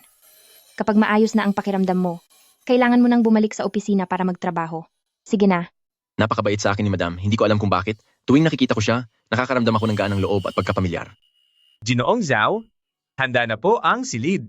Sumunod po kayo sa akin. Tara na.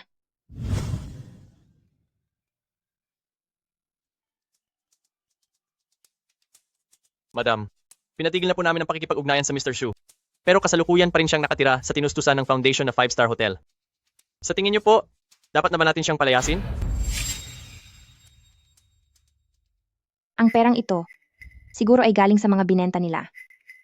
Xu Guanshan, baka hanggang ngayon ay iniisip pa rin niya na ako pa rin yung katulad noon, yung nanay na kayang magtiis at magparaya sa kaniya. Hay? Masyado ko siyang pinaburan noon, kaya siya naging ganyang walang utang na loob. Ngayon, siguradong may bago na naman siyang pakana, hihintayin ko siya.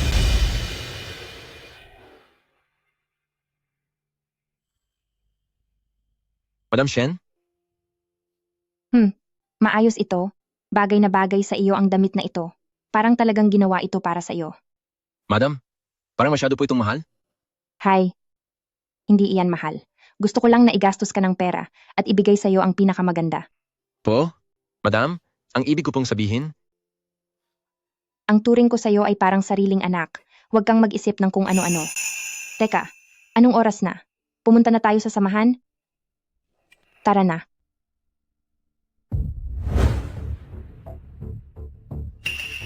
anong nangyayari doon? Bakit napakaraming tao? Madam Shen, ayon po sa kwento ng inyong anak, pagkatapos mawala ng asawa nyo, sinolo nyo raw ang lahat ng inyong ari-arian. Totoo po ba ito? Ano po ba talaga ang dahilan? Bakit nyo kaagaw ang sarili nyong anak sa inyong kayamanan? Mukhang sina Xu Guanshan at Ona gusto nilang gamitin ang mga sabi-sabi para pilitin akong sumuko. Pasensya na. Pero tungkol sa bagay na ito, wala akong sasabihin. Kapag hindi pa kayo umalis, patatawag ko ang mga pulis. Pulis? Sige lang. Hayaan nating ang lahat ng tao ay makakita. Kung ano, ang tunay mong pagkatao. Tama. Para hayaan natin ang buong internet na makita kung gaano ka, masamang matanda, kasama sa katotohanan. Anong gagawin nyo? Kumpanya ito? Kapag nag-iskandalo pa kayo, sasabihan ko ang security na parusahan kayo at paalisin lahat. Sino ka ba sa akala mo para takutin ako? Maniwala ka. Tatapusin muna kita. Tauhan ko siya. Tingnan natin kung sinong mangahas na saktan siya. Uy, mukhang pinoprotektahan mo na siya ngayon?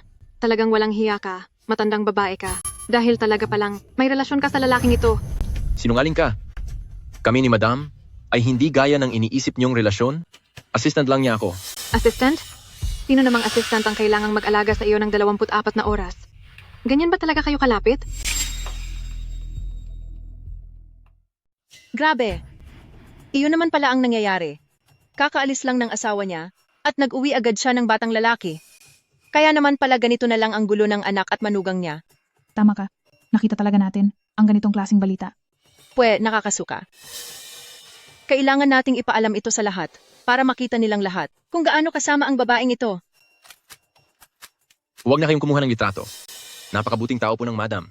Niloloko lang po nila kayong lahat. Ona, ano bang ginagawa mo? Sino ang nagbigay sa iyo ng karapatang saktan siya? Aba, talagang pinoprotektahan mo na siya? Sinasadya ko talagang saktan ang walang hiyang lalaking ito. Tumahimik ka? Tumahimik? Bakit? Siguro naman wala kang balak na saktan ako? Buntis ako. Kung maglalakas loob kang manakit ng buntis, at kung may mangyaring masama sa magiging anak ko, hindi kita tatantanan. Kahit na ikaw ang kasama-sama ng matandang babaeng ito, wala akong pakialam. Ikaw. Miss, dahil ikaw ang manugang ng Madam, ay hindi ka dapat nanggugulo ng ganito rito.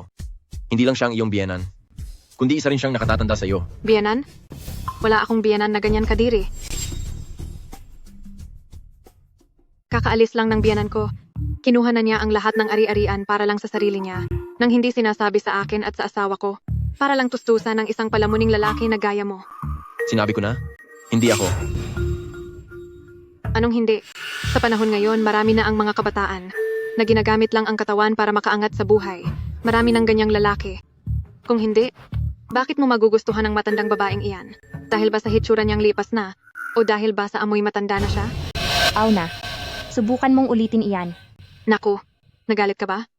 Kung hindi siya ang paborito mong alagang lalaki, bakit siya nakasuot ng damit na nagkakahalaga ng 10,000 dolyar?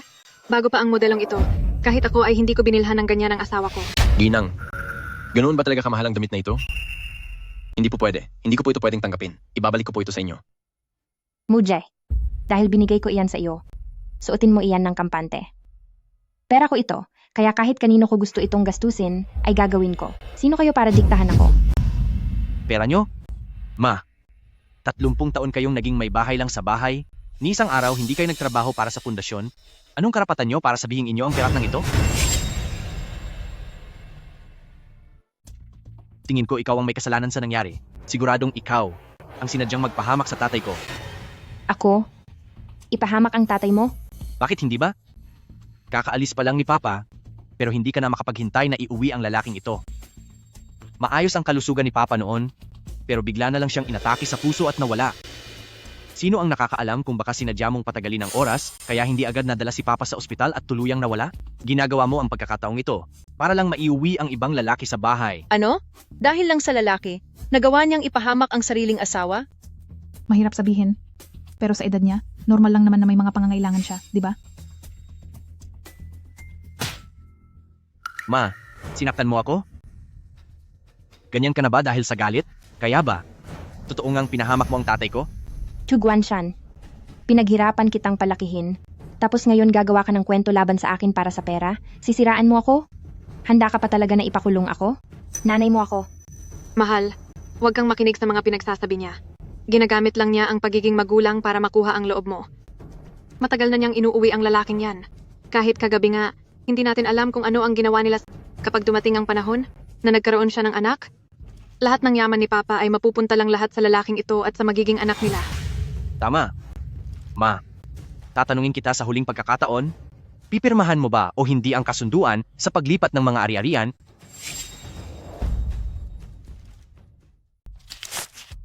Nacheck ko na. Sa pangalan ni Papa ay may mansion na nagkakahalaga ng mahigit 100 milyong dolyar at marami ring investment. Basta't pirmahan mo ang kontratang ito, magiging mabait ako sa iyo at hahayaan kitang umuwi at tumira sa bahay. Gawin mo lang ang lahat ng gawaing bahay araw-araw at pakakainin pa kita.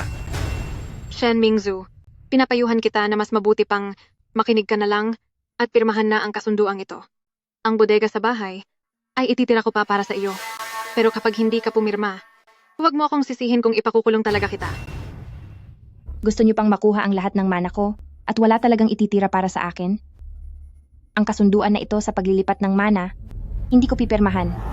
Kung may maipakikita kayong ebidensya na nanakit ako ng tao, sige, ilabas niyo lang. Sige, ayaw mong pumirma ha? Sinasabi ko sa iyo, wala na ang lahat sa pamilya mo. Walang sinumang tutulong sa iyo. Ngayon dahil lang sa pera ay lalaban ka sa akin? Ako ang tanging tagapagmana ni Pamilyang Shu. Dahil gusto mong angkinin ang lahat ng mana ni Papa, huwag kang magrereklamo sa gagawin ko. Mga bata, sugatan niyo ang mukha ng lalaking iyan at baliin ang kanyang mga binti. Tingnan ko lang kung paano siya gagamit ng mukhang iyan para muling manloko ng iba. Tingnan ko lang. Kung sino sa inyo ang mga ngahas na hawakan siya. Chu Guanshan, kung paaalisin mo sila, baka mapatawad pa kita. Pero kung tatanggi ka, huwag mo akong sisisihin kung kakalimutan ko ang pagkakaibigan nating dalawa. Matandang babae ka. Tinatakot mo ba kami? Ang mga pag-aaring ito ay pinaghirapan ni Papa na itayo. Huwag mong asahang makukuha mo ito mula sa amin. Tama. Turuan niyo siya ng leksyon na makita niya kung lalabas pa siyang muli para mandaya ng pera. Matandang ginang, mas mabuti pang sumunod na lang kayo. Pumirma na kayo. Kundi, paparusahan namin kayo. Sobrang-sobra na kayo. Ako at ang madam ay walang ganyang uri ng relasyon gaya ng iniisip nyo. Ano man ang gusto nyo, sa akin nyo na lang ibunton. Muji, huwag kang mag-alala. Nandito ako Hindi ka nila pwedeng saktan. Ma, hanggang ngayon ba naman ay naglalambingan pa rin kayo ng lalaking iyan? Dahil mukhang nalilito ka pa rin, wag mo akong sisihin kung maging malupit ako. Simulan nyo na. Matandang babae at nagawa mo pa akong sampalin? Shu Guanshan, karapat-dapat ka lang ni Jan. Sinabi mong nagpapakain ako ng lalaki at kinukuha ang lahat ng kayamanan. Ngayon, ito ang tandaan mo. Wala kang kahit anong karapatan na magmana ng aking mga ari-arian. Dahil, hinding-hindi ka magiging tunay na anak ko. Ano? Ano po? Si Mr. Shu ay hindi pala kay pamilyang Shu tunay na anak? Diyos ko, ang tismis na yun ay pasabog ng pasabog. Posible kayang si Mr. Shu ay tinalikuran na noon ang pamilya niya? Kaya naman, si Madam Shen ay galit na naghihiganti sa kanya? Hindi maaari. Paano namang mangyayari na hindi ako ang iyong tunay na anak? Nay, siguradong nababaliw ka na. Para makuha ang mga ari-arian ni Papa, nagagawa mo pang mag-imbento ng ganyang kwento? Tama, asawa ko. Tingin ko nawawala na sa sarili ang nanay mo. Dalhin na natin siya agad sa mental hospital. Sige, hindi kayo naniniwala, di ba? Mamaya lang ay ipapakita ko sa inyong mabuti kung gaano kalayo ang pagkakamali niyo. Kung hindi si Shu Guanshan ang tunay mong anak, luluhod ako sa harap mo at hihingi ng tawad. Ganoon ba? Kung gayon, lumuhod ka na ngayon din at humingi ng tawad sa madam. Sekretaryo Liu, anong ibig mong sabihin? Gusto mo rin ba siyang kampihan? Ex-Shu Guanshan. Ako, si Liu An, ay nagsasalita lang base sa katotohanan. Totoo na hindi ka tunay na anak ni madam at ng yumaong chairman. Sekretaryo Liu, anong biro ito? Ako ang kanilang nag-iisang tunay na anak, kaya ako ang nag-iisang tagapagmana. O baka naman, kasabwat ka rin niya at nandito ka para tumulong sa drama niya? Tumahimik ka. Ito ang ulat ng DNA na ginawa ko gamit ang buhok mo at ang buhok ng madam. Ito ang katibayan. Malinaw na nakasaad dito na hindi ka tunay na anak ni madam.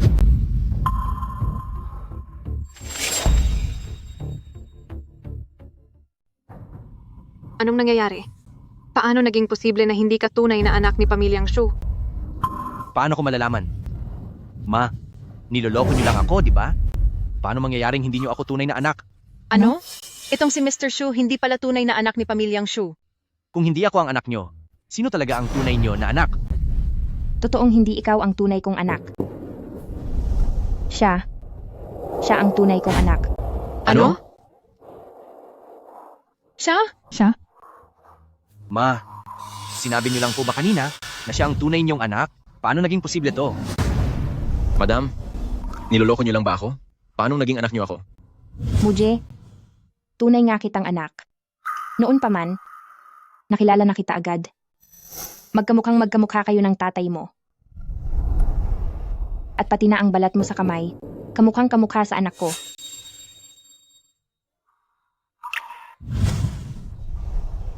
Palihim ko rin kumuha ng hibla ng buhok mo para kumuha ng DNA report. Kayo po ba talaga ang aking ina? Bakit po noong una? Noon, hindi ko sinasadyang iwanan ka. Pagkatapos kong manganak, nawalan ako ng malay. Pagkagising ko, ninakaw ka na ng masasamang tao. Noon, hinahanap-hanap kita araw-araw hanggang sa tuluyan na akong mawala sa sarili. Nanan, ang aking nanan. Miss, nakita mo ba ang anak ko? Nanan. Nanan? Nanan. Miss, nakita mo ba ang anak ko? Hindi ko siya nakita. Nanan. Ang aking nanan. Nanan. Ito ang aking nanan. Nanan. Anak ko yan. Saan galing ang baliw na babaeng ito? Pasensya na po. Umatake lang po ang sakit ng asawa ko. Hindi niya po sinasadya. Isa lang pala siyang baliw. Pasensya na po talaga, pasensya na. Mingzhu, huwag kang maging ganyan. Tumawag na ako sa 911. Kahit magkano pa ang magastos nating dolyar, hahanapin natin si Nanan. Sige na. O sige, umuwi na tayo. Umuwi na tayo. Tara na. Huwag kang mag-alala.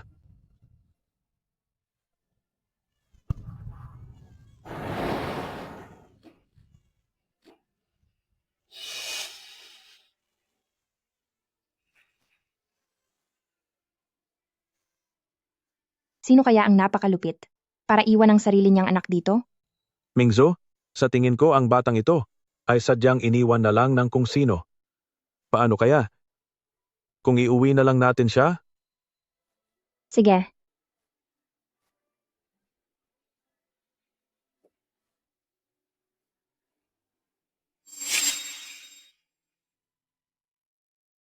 Noong mga panahong iyon, wala ako sa aking sarili. Pagkatapos kong makita si Guanshan sa tabi ng daan, itinuring ko na siya bilang tunay kong anak, bilang kapamilya. Pero ako at ang papa mo, hindi kami kailanman sumukong hanapin ka.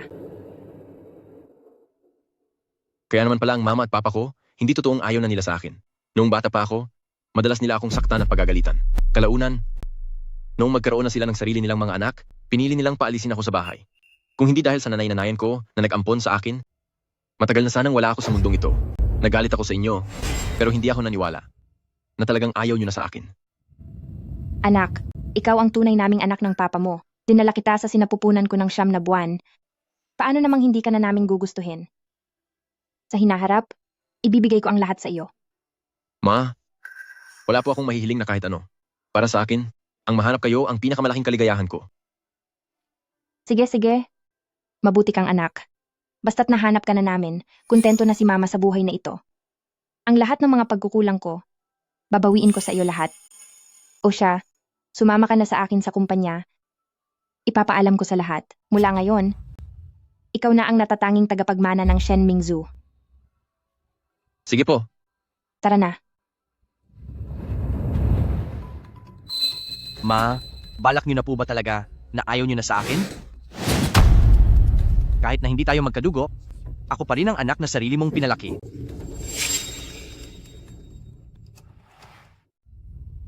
Ma, mali po ako. Maling-mali po talaga ako. Saka, tama naman si Guanshan na kahit hindi po siya inyong tunay na anak, ay nananatili pa rin ang pagmamahal nyo sa isa't isa ng maraming taon. Ngayong wala na ang kumpanya ni Shu Guanshan at wala na rin akong trabaho. Kapag hindi nyo po kami tinulungan, ano na lang ang mangyayari sa amin? Ma, patawarin niyo na po kami. Sa susunod po, sisiguraduhin naming magiging mabuti kaming anak sa inyo. Ibalik niyo na po sana ang kumpanya at ang bahay sa akin. Humihingi lang kayo ng tawad ngayon. Dahil natatakot kayo na ang lahat ng pera ko ay hindi mapupunta sa inyo, hindi dahil taos-puso ang inyong pagsisisi. Sige, kahit na hindi ako inyong tunay na anak, pero bilang pinuno ng samahan, hindi ba kayo natatakot na pulaan kayo ng mga tao bilang manhid at walang puso? Ako, matatakot? Shu Guanshan, nang dalhin kita sa bahay namin, hindi ba't naging tapat ako at itinuring kitang sarili kong anak? Pinalaki kita hanggang sa maging ganap kang tao, gumawa ng paraan para makapag-asawa ka at magkapamilya. Hindi ba't kami ng ama mo ay ibinigay ang lahat para mapalaki at matulungan kayong mag-asawa? Nung nagkasakit ang tatay mo, hindi ba't kayong mag-asawa ay pinabayaan na lang siya? At nung wala na siya, balak niyo pa akong palayasin sa sarili kong pamamahay. Shu Guanshan, para sa iyo, kaming mag-asawa ay nagawa na ang lahat ng aming makakaya. Kahit ano pang paninira ang gawin niyo sa akin online, malinis ang aming konsensya. Saka, nakapirma na tayo sa kasunduan ng pagtalikod sa pamilya. Ano man ang mangyari sa inyong mag-asawa, wala na akong pakialam sa inyo. Alis.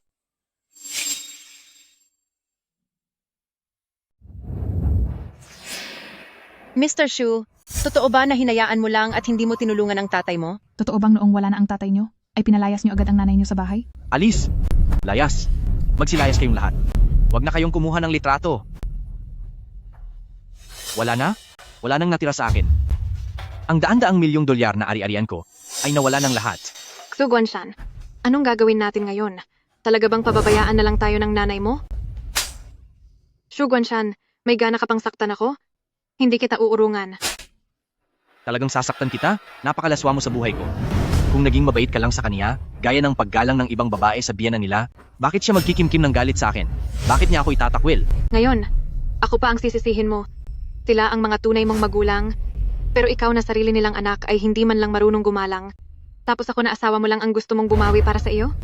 Xu Guanshan, isa ka lang naman na duwag na marunong lang manakit ng babae.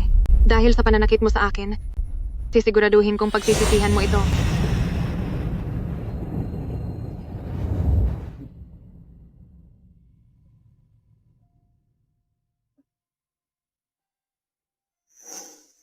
Saan ka ba galing? Bakit ngayon ka lang bumalik? Magluto ka na ng makakain ko agad? Narinig mo ba?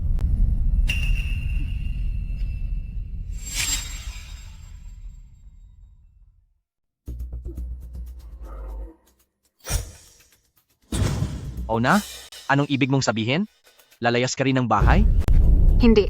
Shu Guanshan, gusto na kitang hiwalayan. Makikipaghiwalay ka sa akin? Dala-dala mo pa ang anak ko? At isasama mo ang anak ko? Saan ka pupunta? Inalis ko na ang bata. O na, walang hiya kang babae ka. Nagawa mong alisin ang anak ko. Anak ko yon. Anong karapatan mong alisin ang anak ko? Anong karapatan? Shu Guanshan, noong nakipagrelasyon ako sa iyo, ginawa ko lang yon dahil sa tingin ko ay mayaman ang pamilya nyo, kaya sumama ako sa iyo. Kung wala ang mga magulang mo, nabibilhan ka ng sasakyan at bahay, isa ka lang namang taong mapagmataas at hampas lupa na walang-wala sa buhay. Kaya bakit naman kita pakakasalan? Anong sinabi mo? Na nagpakasal ka sa akin? Para lang sa pera? Tama. Mula ako sa probinsya sa kabundukan, ginawa ko ang lahat ng aking makakaya para makapagtapos ng kolehiyo at makatakas doon. Ang tanging layunin ko ay ang mamuhay ng matiwasay at magkaroon ng posisyon sa lungsod na ito. Huwag kang masyadong lalapit sa kanya. Tagabundok ang pamilya niyan. Baka mamaya ay may mga pulgas pa yan sa katawan. Hindi ba yun yung pinakasikat na lalaki sa campus? Balita ko napakayaman daw nila. Mag-aaral pa siya sa ibang bansa sa hinaharap. Talaga? Sa tingin mo, dapat ba nating subukang lumapit? Palagay ko, ayos yan.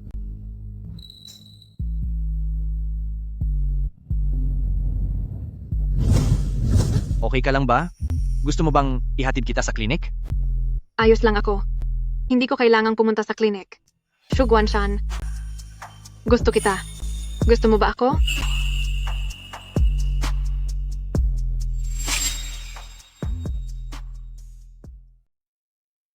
Napakatotoo ng lahat sa mundo. Noong pumasok na ako sa kolehiyo, maraming nang mamata sa akin. Kaya sadyang lumapit ako sa'yo, nakipagpalagayan ng loob, at hinayaang maging responsable ka sa akin para maging karelasyon kita. Dati, pagkagaling ko sa ibang bansa, balak na sana kitang hiwalayan. Pero dahil sa ibibili ka ng bahay ng pamilya mo, kaya nanatili ako sa tabi mo. Kaya, ang totoo ay kailanman hindi mo ako minahal? Wife, huwag kang umalis. Pakiusap, huwag mo naman akong iwan. Alam ko na, galit ka lang siguro sa akin. Nagtatampo ka lang, di ba? Galit ka kasi naparusan kita. Ako, nagkamali ako. Aaminin ko ang pagkakamali ko. Kaya please, huwag mo akong iwan. Hindi pwede. Dahil hindi ka naman talaga tunay na anak ni Shen Mingzhu. Wala kang bahay, wala kang sasakyan. Paano mo mabibigyan ng maginhawang buhay ang anak ko? Tama na. Huwag mo nang sayangin ang oras ko. Maghiwalay na tayo ng maayos. Lumayas ka. Aw na? Aw na? Aw na?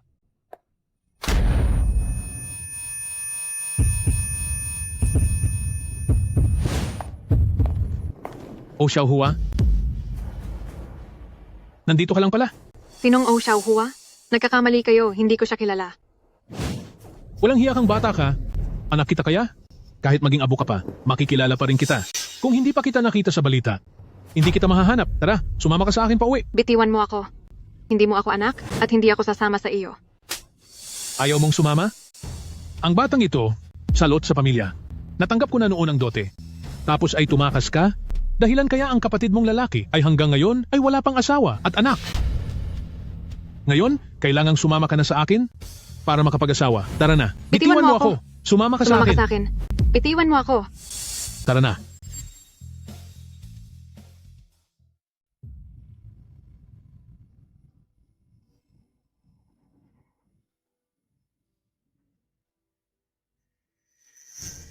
Tito Zhang, ikaw pala yan?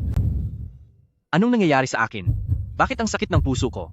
May sakit ka sa puso. Ano? Sinasabi niyo po bang may sakit ako sa puso? Paano mangyayari iyon? Ang sakit ko, sigurado akong gumaling na iyon. Hindi, Tito Zhang. Siguradong niloloko mo lang ako. Ayos naman ang katawan ko. Paano ito magkakaproblema? Shu Guanshan. Ang sakit mo ay mula noong ipinanganak ka. Doktor! Doktor, nahimatay na naman po siya. Bilisan nyo.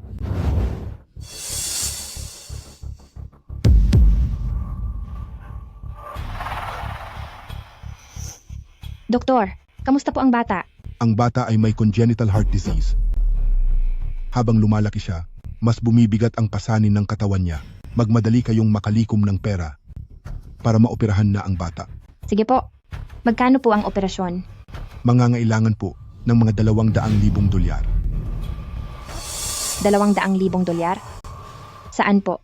Kami kukuha ng ganoon kalaking halaga? Asawa ko, huwag kang mag-alala. Gagawa ako ng paraan para maligtas ang bata. Mahal ko, anong gagawin natin? Nagsisimula pa lang ang kumpanya, tapos nakuhaan pa tayo ng malaking pera. Napakaraming problema ng kumpanya ngayon. Huwag kang mag-alala. Ipaubaya mo ang lahat sa akin.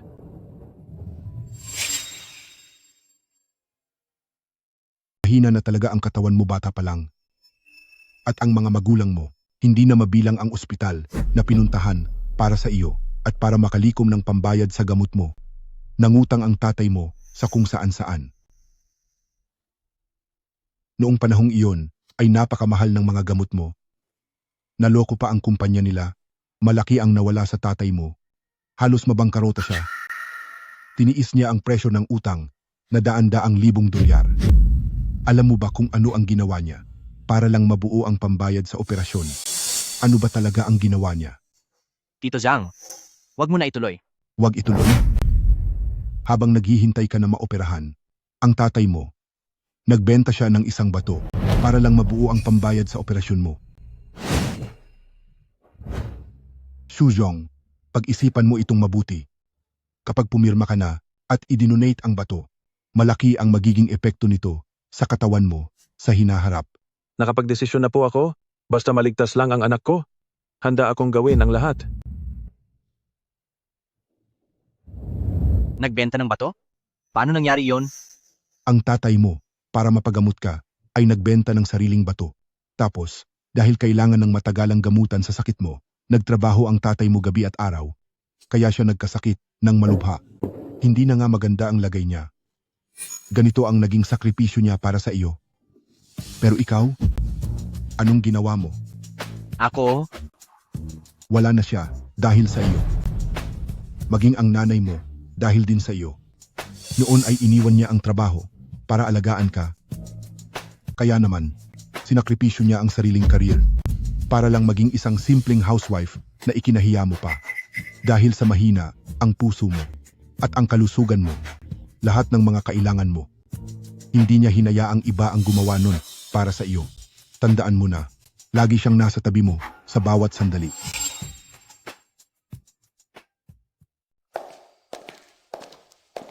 Little rascal, gumising ka na. Pinagluto ka ni Mommy ng breakfast at ihahatid kita sa school mamaya. Ang gwapo talaga ng anak ko. Napakagwapo.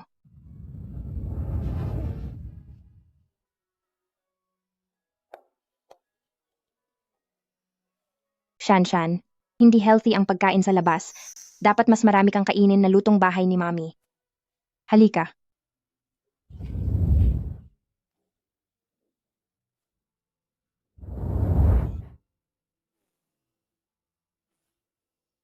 Naku naman. Shanshan, bakit uminom ka na naman? Mahina ang puso mo. Bawal kang magpuyat at uminom. Bakit nakalimutan mo na naman? Ano bang sinasabi ko sa'yo? Ano bang alam mo? Matandang babae ka? Umalis ka. Huwag mo akong pakialaman. Sige na, sige na. Alalayan muna kitang magpahinga. Huwag ka nang iinom sa susunod. Dapat mong alagaan ang iyong katawan. Halika na.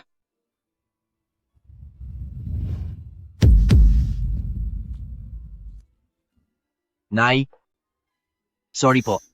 Ako po ang may kasalanan. Nagkamali ako, hindi mo ako pwedeng pabayaan.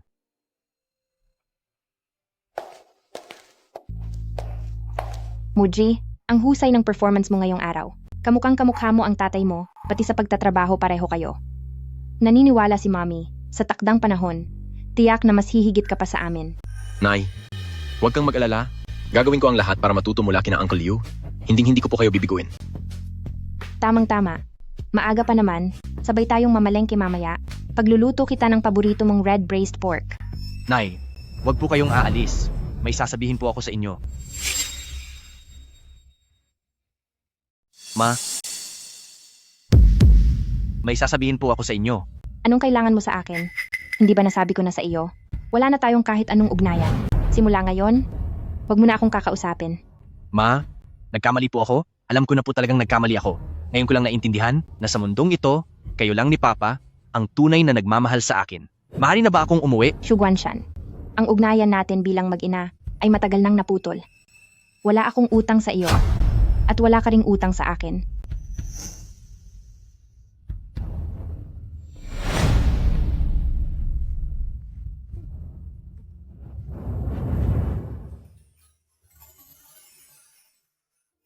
Ma, wag na po kayong malungkot. Hindi niyo po ito kasalanan. Hindi mo ba iniisip na napakasama ko? Karma na nila ang lahat ng ito. Pinalaki tayo ng ating mga magulang, ibinigay na nila ang lahat para sa atin. Ang pagmamahal ay hindi dapat isang panig lang.